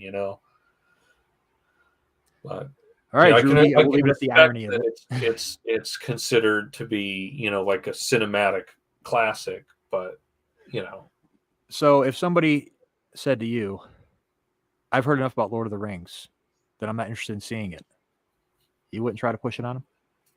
No, actually, surprisingly, Oh, I know that enough people. There's so much media that we have to consume these days. There's so much to you don't watch. have to. You know, you're right. You don't have to, but That's usually we like the feel, source of anxiety right now is trying to consume too much. yeah, I say we feel like we have to because that way we can keep talking about it with people online, or in person. You know, like Doc and my boss and I will sit there and we'll talk about TV every once in a while. Be like, hey, have you seen such and such show? And I feel like at this point, there's so much media to consume that I'm not pushing to watch anything. I'll say I personally really enjoyed it. And if you want to watch something like that, that's on you. But like with Adrian, she had no interest in watching Game of Thrones. She's like, it's overblown. Everyone talks about it. I don't want to listen. Don't want to watch it. I said, okay. When we moved here to the island, and we had no internet for the first 10 months that we lived here, she became open to it because the amount of media that we had available to consume Was suddenly went from all these different things to a small amount. You went from an arena to a hallway. Exactly. And so Penumbra mentions I won't push the Tolkien books on people. I also understand that because, to be honest, I do like the movies more than the books. I know that might get some hate, but I've reread the books. We're rereading them right now. Adrian and we took turns reading them. That first book's a chore, I'll admit it. Yeah, I genuinely think the movies did a better job telling the story because the movies cut out just extra bullshit that didn't do anything, like Tom Bombadil. I was going to say Tom Bombadil, as much as I would love to have seen him in the movies, and a lot of the fans have been bitching about it since that first movie. Even back then when I was thinking about it, like, what did he have to do with the story? He was just like he actually brought the story to a dead halt. He was like a rest stop between them and what was it, Bree? Bree, yeah. Now, I will say this. The opposite problem happened with the Hobbit movies. The Hobbit movies, they added too much. It could have been two movies. One story, and then they added way too much extra. Not to mention, I think. Oh, go ahead. Not to mention, I love The Hobbit. Like the first Tolkien thing I was introduced to was the animated movie from back in the day. Yeah. Read the book. Like, actually, that was one of the first books I was forced to read as a kid. Like, I was a big reader, you know, my attention issues and shit like that. But I remember being forced to read that and just loving that book. It was years later before I finally read Lord of the Rings, but Lord of the Rings is a bigger, better story. It was kind of like, what's a good comparison? Just like, you know, they start with the big one, then end it light. And I will disagree, but it is a shorter story. You get more to it. I mean, it's a fairy tale, whereas in Lord of the Rings, it's more of high fantasy action, I guess you could say. Yeah. Well, even then, in the books don't spend a whole lot of time talking about them and how they fight. Right? The books more are focused on the traveling to the place. Even rereading the books now, like they don't describe it the same way. Like if you pick up a fantasy book now, you'll read a lot of like the sword play, which is cool. And Tolkien would get ripped apart in a writer's workshop right now. Yeah, most any of them, like Sylvar Hemingway points out Bombadil and the Barrow-wights is how the hobbits got the blades that harmed the Nazgul. That's true. That is true. But it slowed it down so much. If you tried to make that in a movie, a 2-hour movie, a little longer with the extended, that would have made it at least another 30 minutes. Right. And if they had done it, I think the first movie would have flopped because it slowed it down. Bombadil as a character is annoying as fuck. Hey, all right now, man. Come on. Leave Bombadil out of it. I know why they put him in the movie, but he's cool. He's a merry old fellow. I get he's a merry old fellow. I get it. And Adrian laughed really hard because there's the scene in the book where Bombadil comes in and he says, "There's my My pretty, pretty lady. regarding Gold. Oh God, what's her name? Yeah, the river or the lake or whatever. Yeah, Goldberry. But Adrian laughed because she's like, "Is that where you get it? Because I'll come home." It's like, "There's my pretty lady." Aww. I'm like, no, that's completely unrelated. You know what though? I would have loved to have seen the part where Frodo tries to dip out of Bombadil's house. He slips the ring on and disappears. And he's like, "Hey, where do you think you're going? You don't think I see you? Yeah. I see you over there with your trinkets." Yeah. Oh, and Bombadil, he's completely unaffected by the ring. So if Bombadil wanted, he could have walked to Mordor and threw it in, but he didn't. But he didn't. That's how his mind goes. He's older than everything. He was there at the first drop of rain. His mind would have drifted, and he would have forgot about it. Just leaving the enemy, be like, yoink. Yeah. He's off in his own world with his girl, man. Yeah. But like, if you lived that long, wouldn't you have done the same shit? Like, I don't care what you guys are doing. Yeah. Not to mention, Elrond said, even if he kept it safe, and let's say that Mordor took over the rest of the lands, defeated the elves, defeated the men. Eventually, Bombadil Mordor would have gotten his land. Yeah. I get it.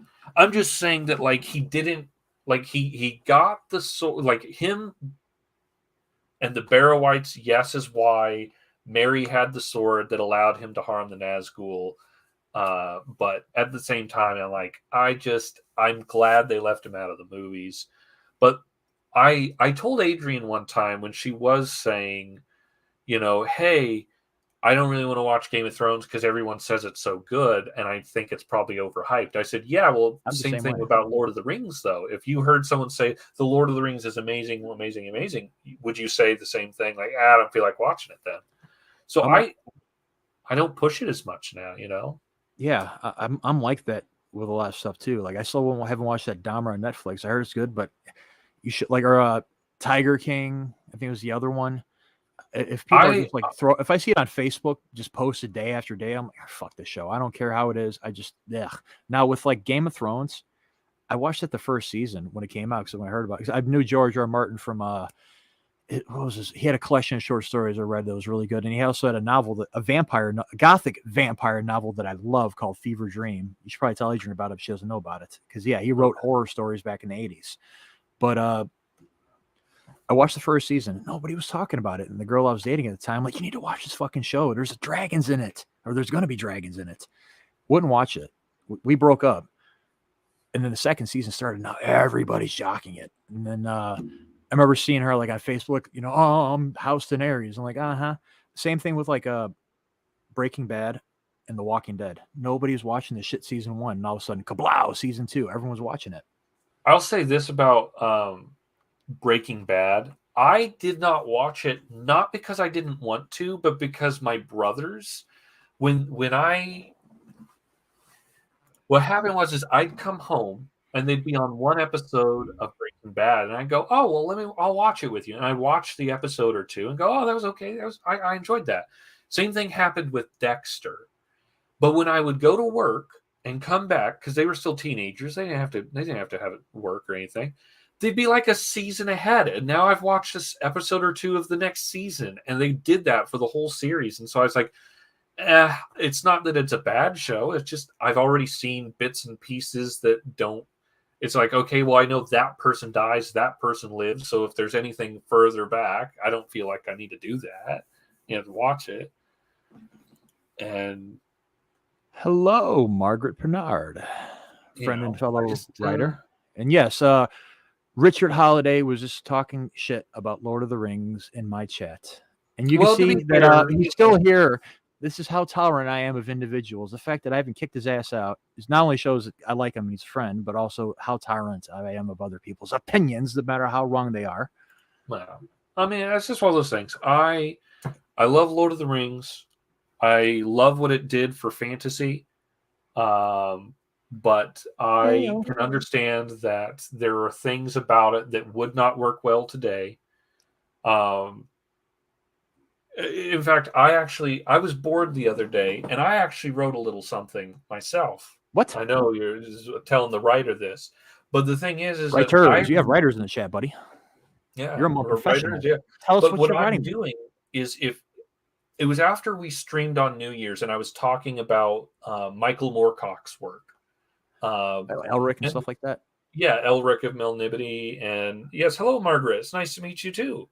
But what She I'm is doing awesome. is I decided to write a little something, but I'm writing it kind of in the same style as Moorcock's work. Well, that stuff was written in the 60s, and the way in which the dialogue is, the way in which things are described, doesn't really fit with stuff you would read today. And so I know that like I'm just doing this as a little passion project for home. It's not like I'm gonna go put this out and try and sell it. I'm just doing it for fun. But I also understand I'm doing it in a way that unless you're already a fan of that style of writing, you're not gonna like it anyway. Let me tell you something. We all start off copying the people we like. Yeah. I've never met a writer who hasn't done that, unless you're just some straight up fucking prodigy. Yeah, I started off copying Stephen King. Like, No Strings Attached is like my love letter to Clive Barker and Dario Argento. Now go back and read that and think of if you ever read Clive Barker stuff or seen any of Argento's movies, it's right there in your face. Just like fucking Lake Eliza was my attempt at Lovecraftian stuff, the Elric horror, the thing in the lake. Yeah. And I would say Morning Drive is like kind of almost a Stephen King story. It's a quick little car accident snippet, and of course, there's no ending. So yeah, okay, there's my Stephen King story. And to answer this question, I watched the first episode of Rings of Power. Oh, hi, Then Precious. I thought it was kind of cool, had some cool scenes. That birthing scene was fucked up. But then I remembered, this son of a bitch still hasn't read a new book yet. Why am I going to support prequels? He wrote a prequel when he could have kept going on the story that isn't finished. And I said, I mean, I'm not going to support it. I don't care if it's good.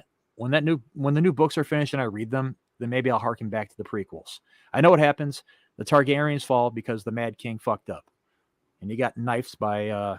Wait! You're mixing your shit up here, man. You're thinking House of the Dragon, Rings of Rings Power. of Power. Oh my god, yeah, sorry. Rings of Power is the Lord of the Rings thing. You piece of shit. No.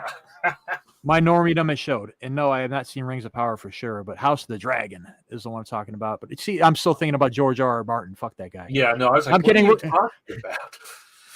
I take that back. He's out there listening. You know, you never know. He might read myself be a fan one day, and I don't want to piss him off. Like, oh no, there goes one connection because I had to talk shit one day. Yeah, but I heard it was too, and I heard they just went right off the source material. In fact, I heard they talked, like, fuck the source material. We're gonna write this our way, and anybody who does that is a piece of shit.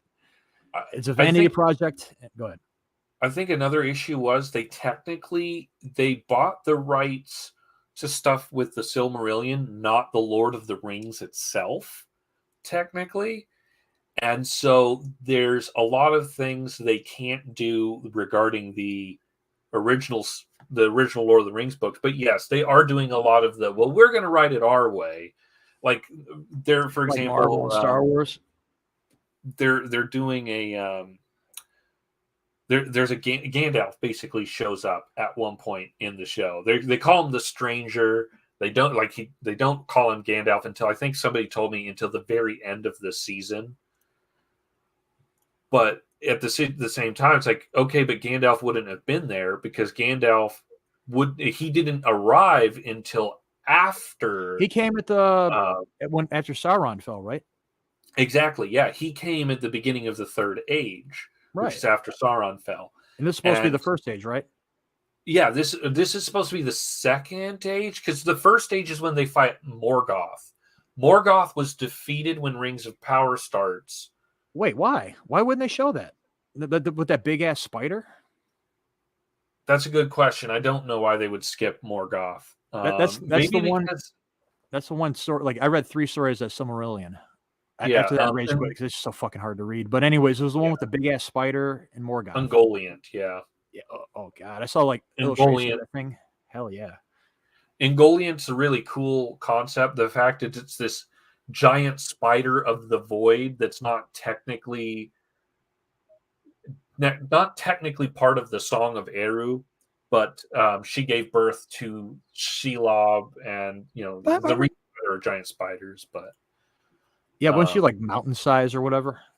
She was humongous, yes, and so large, in fact, that it's believed that the only reason why she died was she ate herself. It's never like, because he would write things in a way that like was kind of unfinished because he was just kind of doing notes and stuff like that. But Ungoliant like ate herself out of her hunger. But she was so huge that she had trapped Morgoth, was going to eat Morgoth. It took all of Morgoth's Balrogs to defeat her. Yeah, I remember that. Yeah, the big battle and shit. They could have done that. They'd But have to get Gandalf involved. They also they're speeding up the timeline instead of having the second age where it's when Sauron betrays them, creates the rings. Yeah, they're going straight into, hey, we beat Morgoth. Now Sauron's the problem. Now we beat Sauron, and then wasn't he good first? The third age begins, and wasn't he good at the beginning though? Technically, all of them were, because all of the Maiar were angelic beings made by the main god. Morgoth, his song became dissonant and split off. He brought people with him. Sauron, at one point, after he wasn't good. Morgoth, I was like not exactly a good guy, but like not as evil, I guess. I remember mentioning him being more fair. Well, yeah, he was beautiful. He was very fair when they said that. But what happened was Morgoth fell. Sauron took the disguise of somebody who worked with Celebrimbor to make the Rings of Power and all that. But it was all part of his overall plot. He was called like the Lord of Gifts. His 5-year plan. Yeah, 5-year, more like 1,000-year plan. But yeah, but he was like the Lord of Gifts and stuff like that. And then it turned out he was evil the whole time, doing it to, enslave all the races. And to dominate all life. Here's what Silvar Ogre pointed out. They only had the index and glossary from the end of Lord of the Rings, but not the rights to the Silmarillion. That's why it's been such a shit show. Well, wasn't the grandson or whatever just being like, well, I guess they got dicked over on the rights before, and he's like being like holding on to the rest. Well, so here's the thing. It never would have even happened if it wasn't for the fact that Tolkien's son died. Tolkien's grandson is the one who's like, now I can make a whole bunch more money on this. Tolkien's son, Chris, was very protective of his father's works. And in fact, Chris Tolkien hated Jackson's interpretation. He ended up hating it. Well, it's because he's probably brought up with a different version of that world and what it really is. Can you imagine me and fucking Tolkien's son? The stories in that household. His son is the reason why The Hobbit really became a thing, because his son started pointing out, well, Dad, last time you told this story, you said this character had this outfit. And so he said, screw it. I'm just going to start writing it down so I don't mix up my story. And, well, that's another thing. He just always constantly taking notes. He was a school teacher, and also he was a linguistics expert. And I hate writing longhand, so it's just an unbearable thought right there. Yeah, but Silvar Ogre pointed out Chris knew they were going to ruin it, and yes, he did, and they have.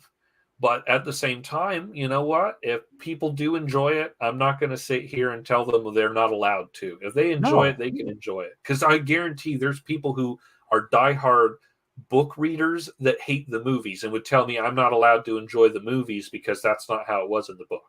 But at the same time, if you really enjoy something, if somebody didn't like it, it shouldn't ruin your enjoyment of it. It shouldn't trigger you. At the same time, don't be an asshole and walk into a conversation. Oh, I didn't like that movie. I made that mistake with the new Top Gun movie. Yeah. Everybody liked it. I'm like, what the fuck were you people thinking? I was pulled out of it right at the beginning. Did you ever see it yet? I didn't even watch it. So, well, I'll tell you what happens. Right at the beginning of the movie, Tom Cruise is up like right past like the stratosphere, whatever the hell they call it, and he goes Mach 10 in his plane. Ends up wiping out. He wipes out, cuts to a scene of him, Dusty, walking a restaurant, like he hit his chute at the last minute and fell safely to the ground and just walked into this diner. You wipe out going Mach 10, all you're gonna do is be a red spray across the sky. I think I saw there's a guy on YouTube who does something called pitch meetings that I love, and I think he made fun of that moment too. It's funny. Someone broke it down to me to a point where I can actually watch it now and enjoy it. Because after that, it's him going through this whole drama story with, like, redemption with spoilers, Goose's son. Yeah. And I've had the movie spoiled for me. Don't worry. all right, well, anybody else out there, it's not all about you, Kenny. There's a lot of, not to mention whoever listens to this later. Well, anyways, you should have watched it or not. But he told me, if you think about it like this, Tom Cruise died at the beginning, and while he's dying, he's having this redemption fantasy in his head before he, his last cell explodes. Yeah. But you know what? I can go with that. Now, if like anyone just like cut out a scene at the end where they just see like a big red streak across the sky, sun's out, and just the end. All right, fine. It becomes better than the original. Silvar Ogre points out that his mom, their mom used to say, "You'll eat poo with a dirty spoon and enjoy it if you're hungry enough." That is true, because I've been poor and hungry enough to I've never eaten poo, or cat food, but ramen every day, and it'd be like make anything after that gourmet. Yeah. My movie the last year. Oh shit! What was the last great movie? Dune.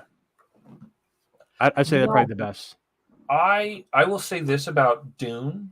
I am really waiting for part 2 before I give a final decision, because it really is a situation where the Dune movie didn't have an ending. I think they did a very, very good job with Did you read the books? The art direction. I think they did a really good job. I just really hope that they stick the landing with part 2, because if they don't, then it's going to make it harder to be interested in part 1. You know what I mean? Did you ever read the original novel? Oh yeah. In fact, I reread the book before I went and saw the movie, because I was like, I want to be at the top of my game here.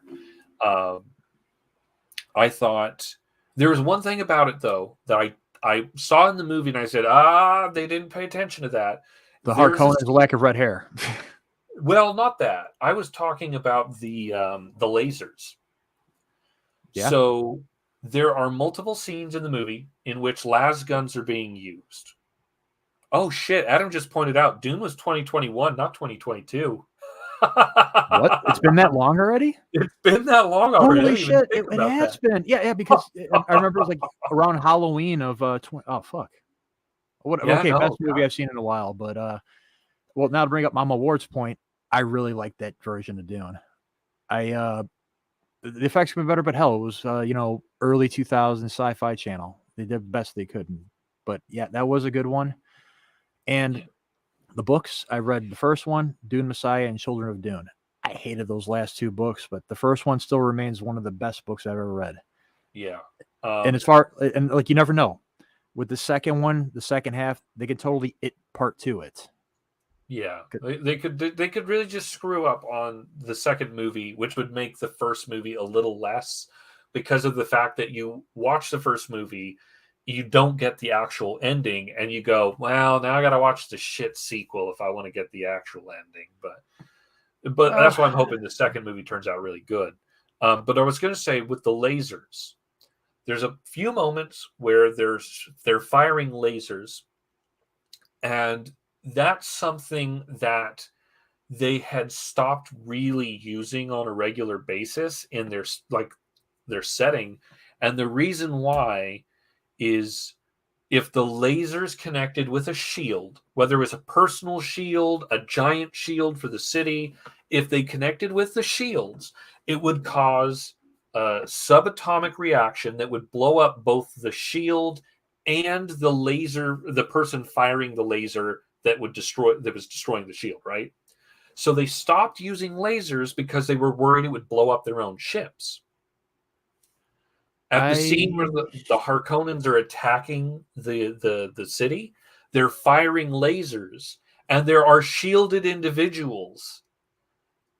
And I'm like, dude, you would blow up all your own ships. And then there was the scene where they're like using a big laser to cut through one of the doors. And I'm like, wouldn't they be worried about that laser connecting on the other side with a shielded individual, which would in turn blow them up? Like they started using lasers when they wouldn't have used lasers.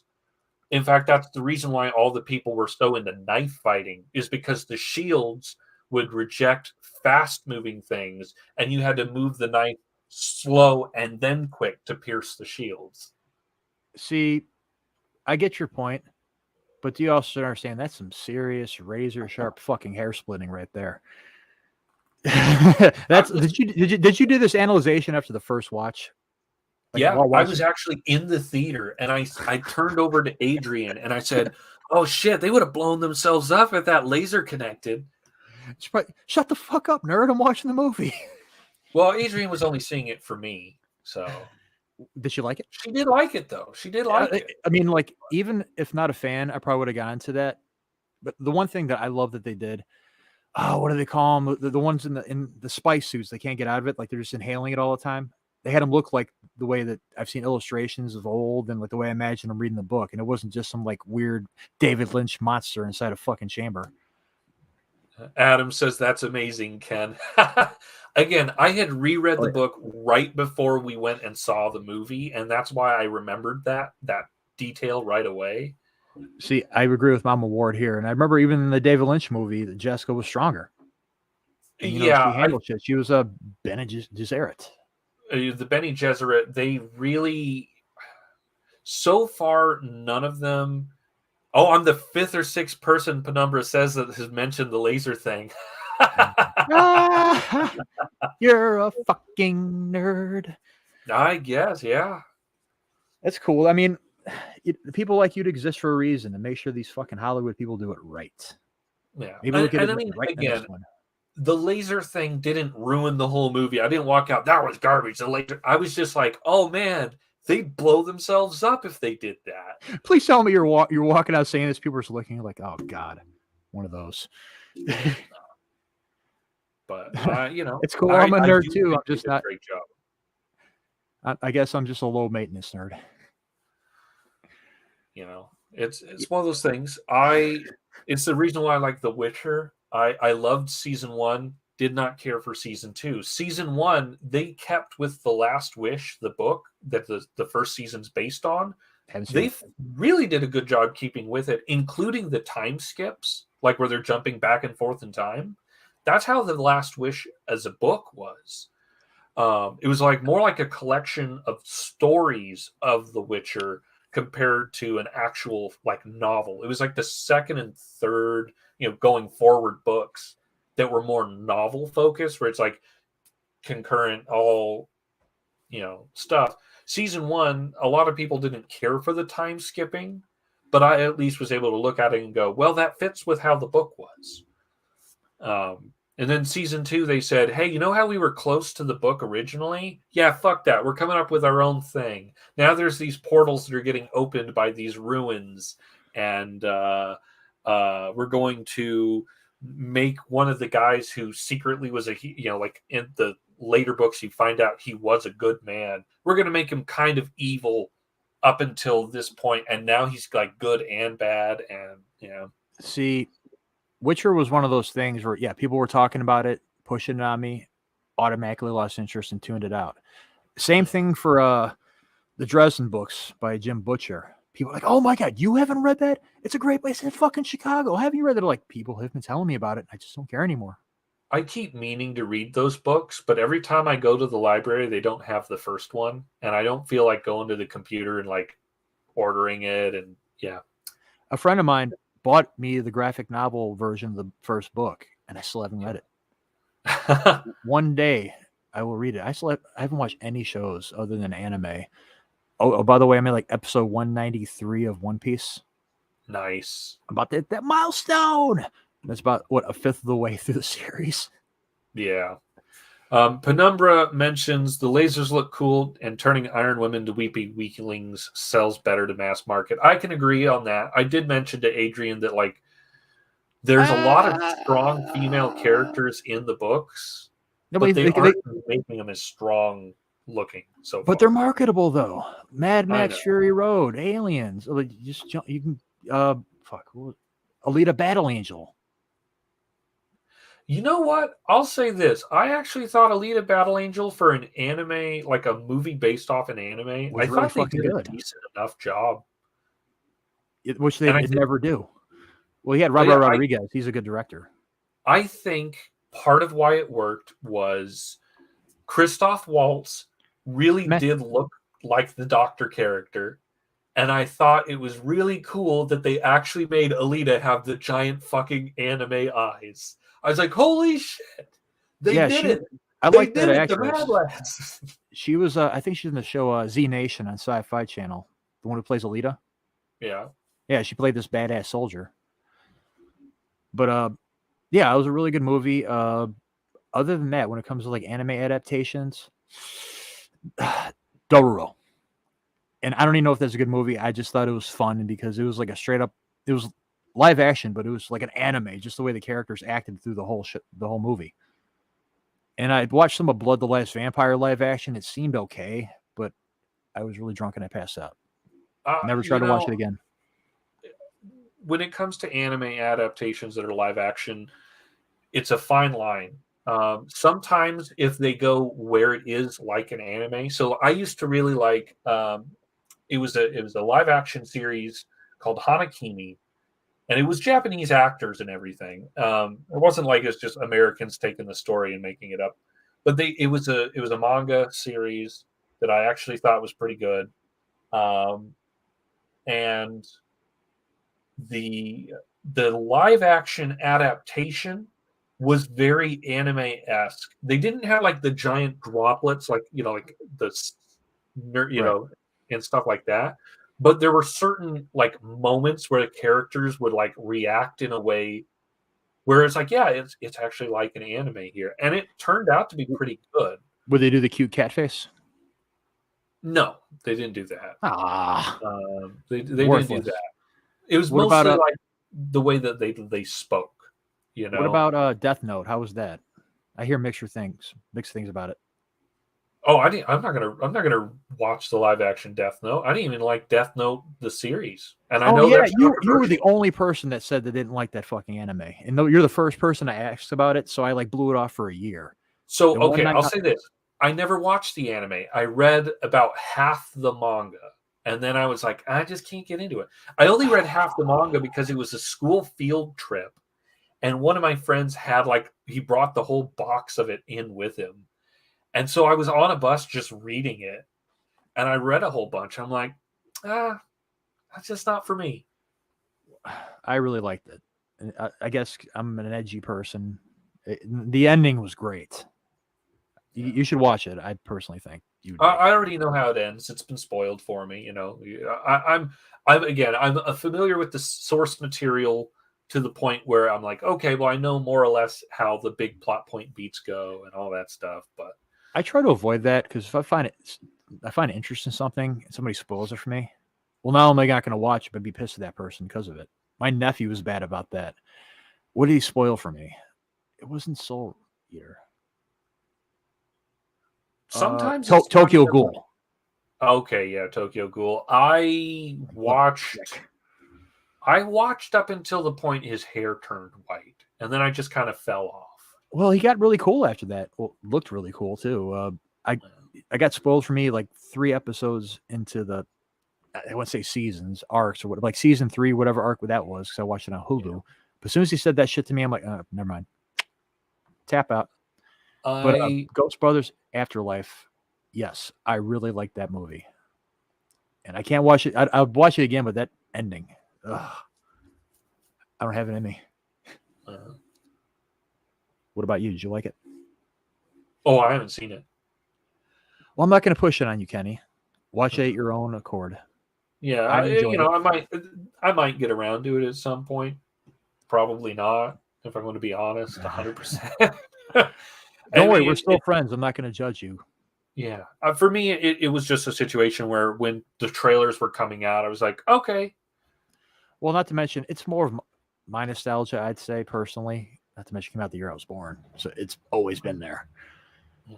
It's I loved the original Ghostbusters movie. I didn't really care about the second. And no, it's a kids movie. Yeah. Then the one that didn't happen, and then Afterlife. And you have a new friend here, Kenny. Didn't like Death Note. There we go.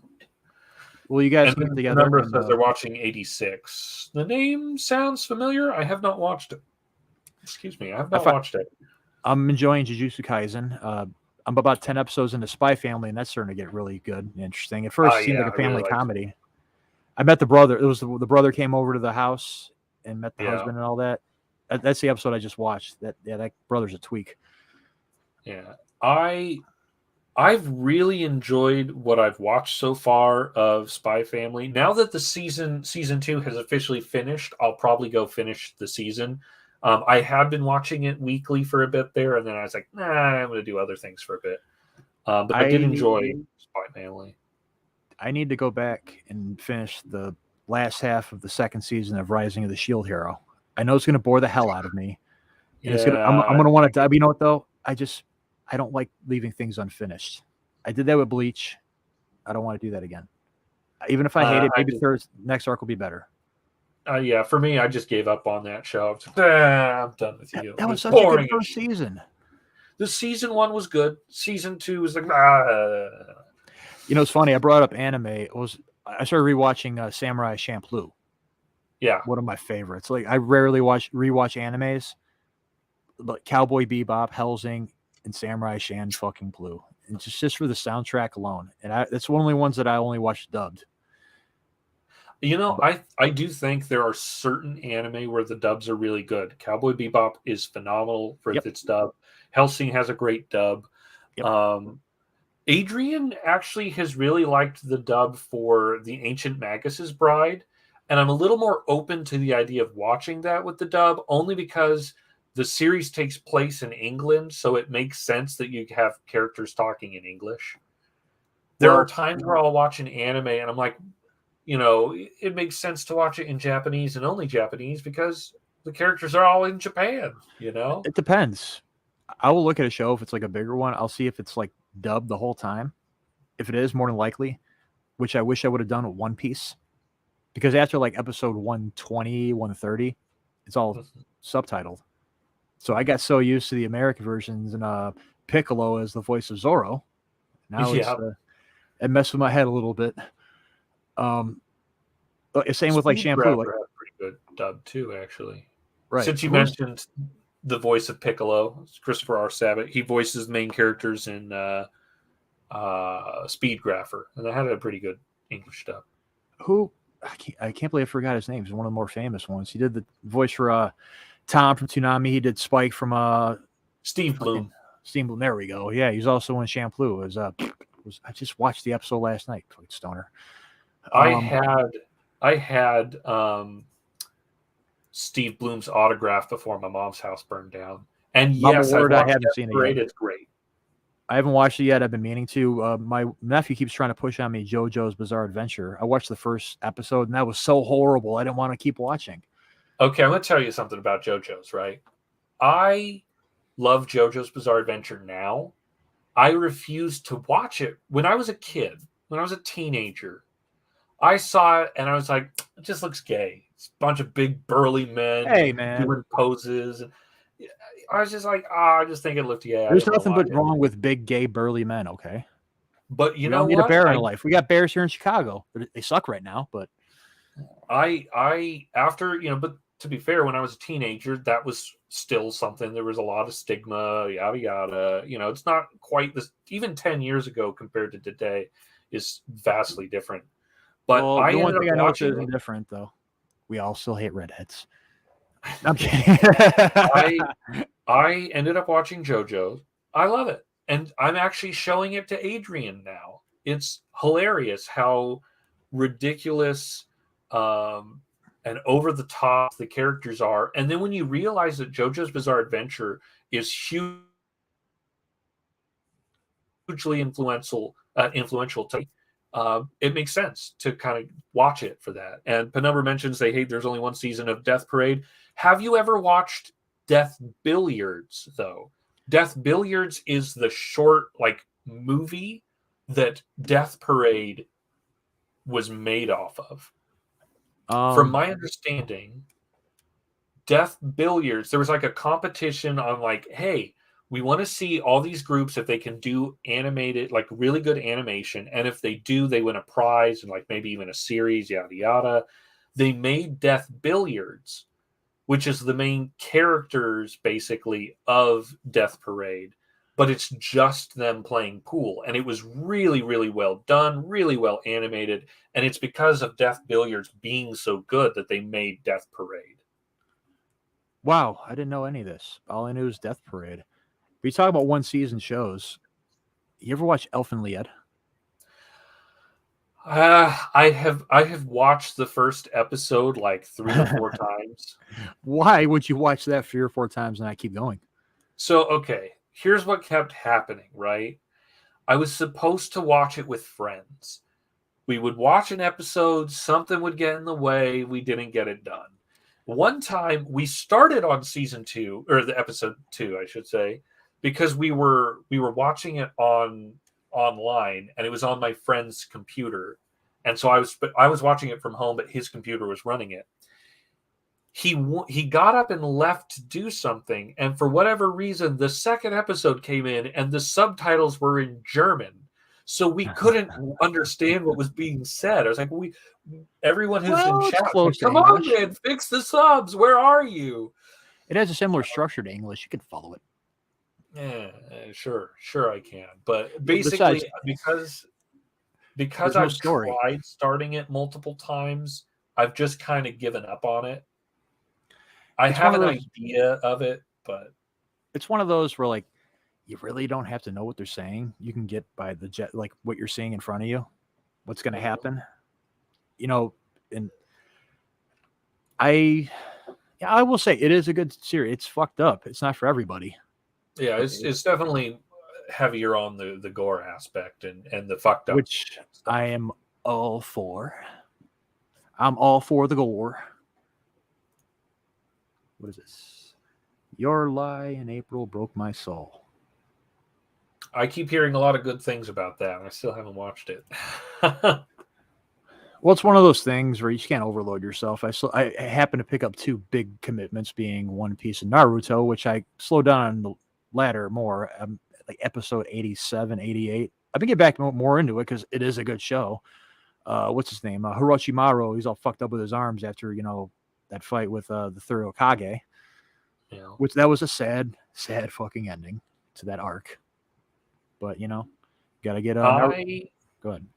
I got into One Piece and Naruto when I was a kid, and then I fell off because and then by the time I got back to it, I was like, oh, maybe I'll pick it back up. It was like 1,000 episodes. No, thank you. I missed all that. It was Dragon Ball Z, right into the adult section. And now I'm just finally catching back. I think what did it for me is going back and watching all the Studio Ghibli movies when they got on HBO Max.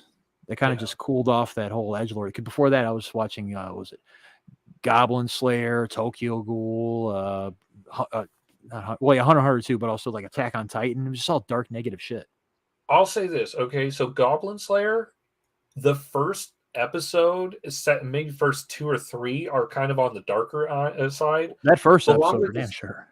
The longer the series goes, the less dark it gets. In fact, I have all of the so far English translated light novels that Goblin Slayer is based off of. It stops being dark pretty quickly. The first episode, the first couple chapters, they really were to grab you and be like, "Hey, things are great fucked marketing." up. It's that it's a whole old horror trick. You open up with that shock scene to tame the audience and get them ready for exposition. Jaws with the girl dying at the beginning, then all of a sudden you meet Brody in the island and all that shit. Hellraiser's the one I think of all the time. He solves the box and all of a sudden you got a room full of gore. Now you meet the family coming in. It's an old horror trick. You strike them, calm them down, then you tell them the story.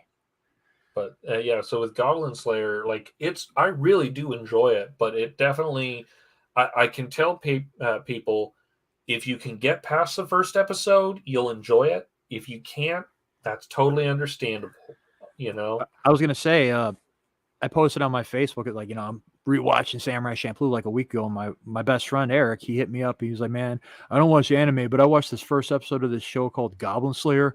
dude, what the? You fucking watched this shit? I'm like, yeah. Are you surprised you grew up with me? You saw what I fucking watched, but no, like I'm like, keep watching. It's a dope show.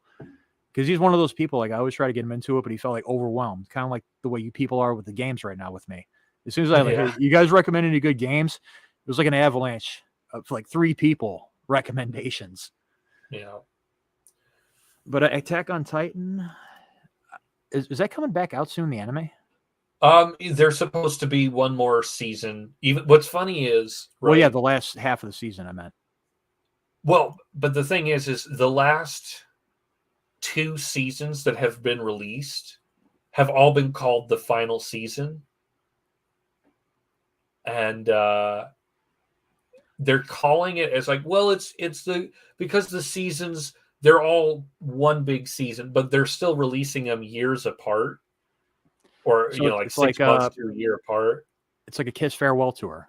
Just keeps happening. Yeah, or it's like it's the final tour, and then they keep going and going. Yeah. Like what's that old shirt? That's how it's been with Attack on Titan's final season. Is every season has had the final season on it, and it's been it's going to be 3 seasons worth by this point.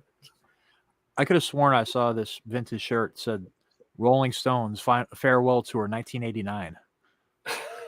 I could believe that. They follow through with that one. Yeah. Kiss and share. But anyways, what's up? I was just saying I need to step away. I gotta go to the bathroom. I was gonna close everything out. We're coming on the 3-hour mark, which is meant to be 2 hours, and I was worried about making it 2 hours. The fuck's wrong with me? Thank you all for coming out. Helped. I think it helped that Sako popped in.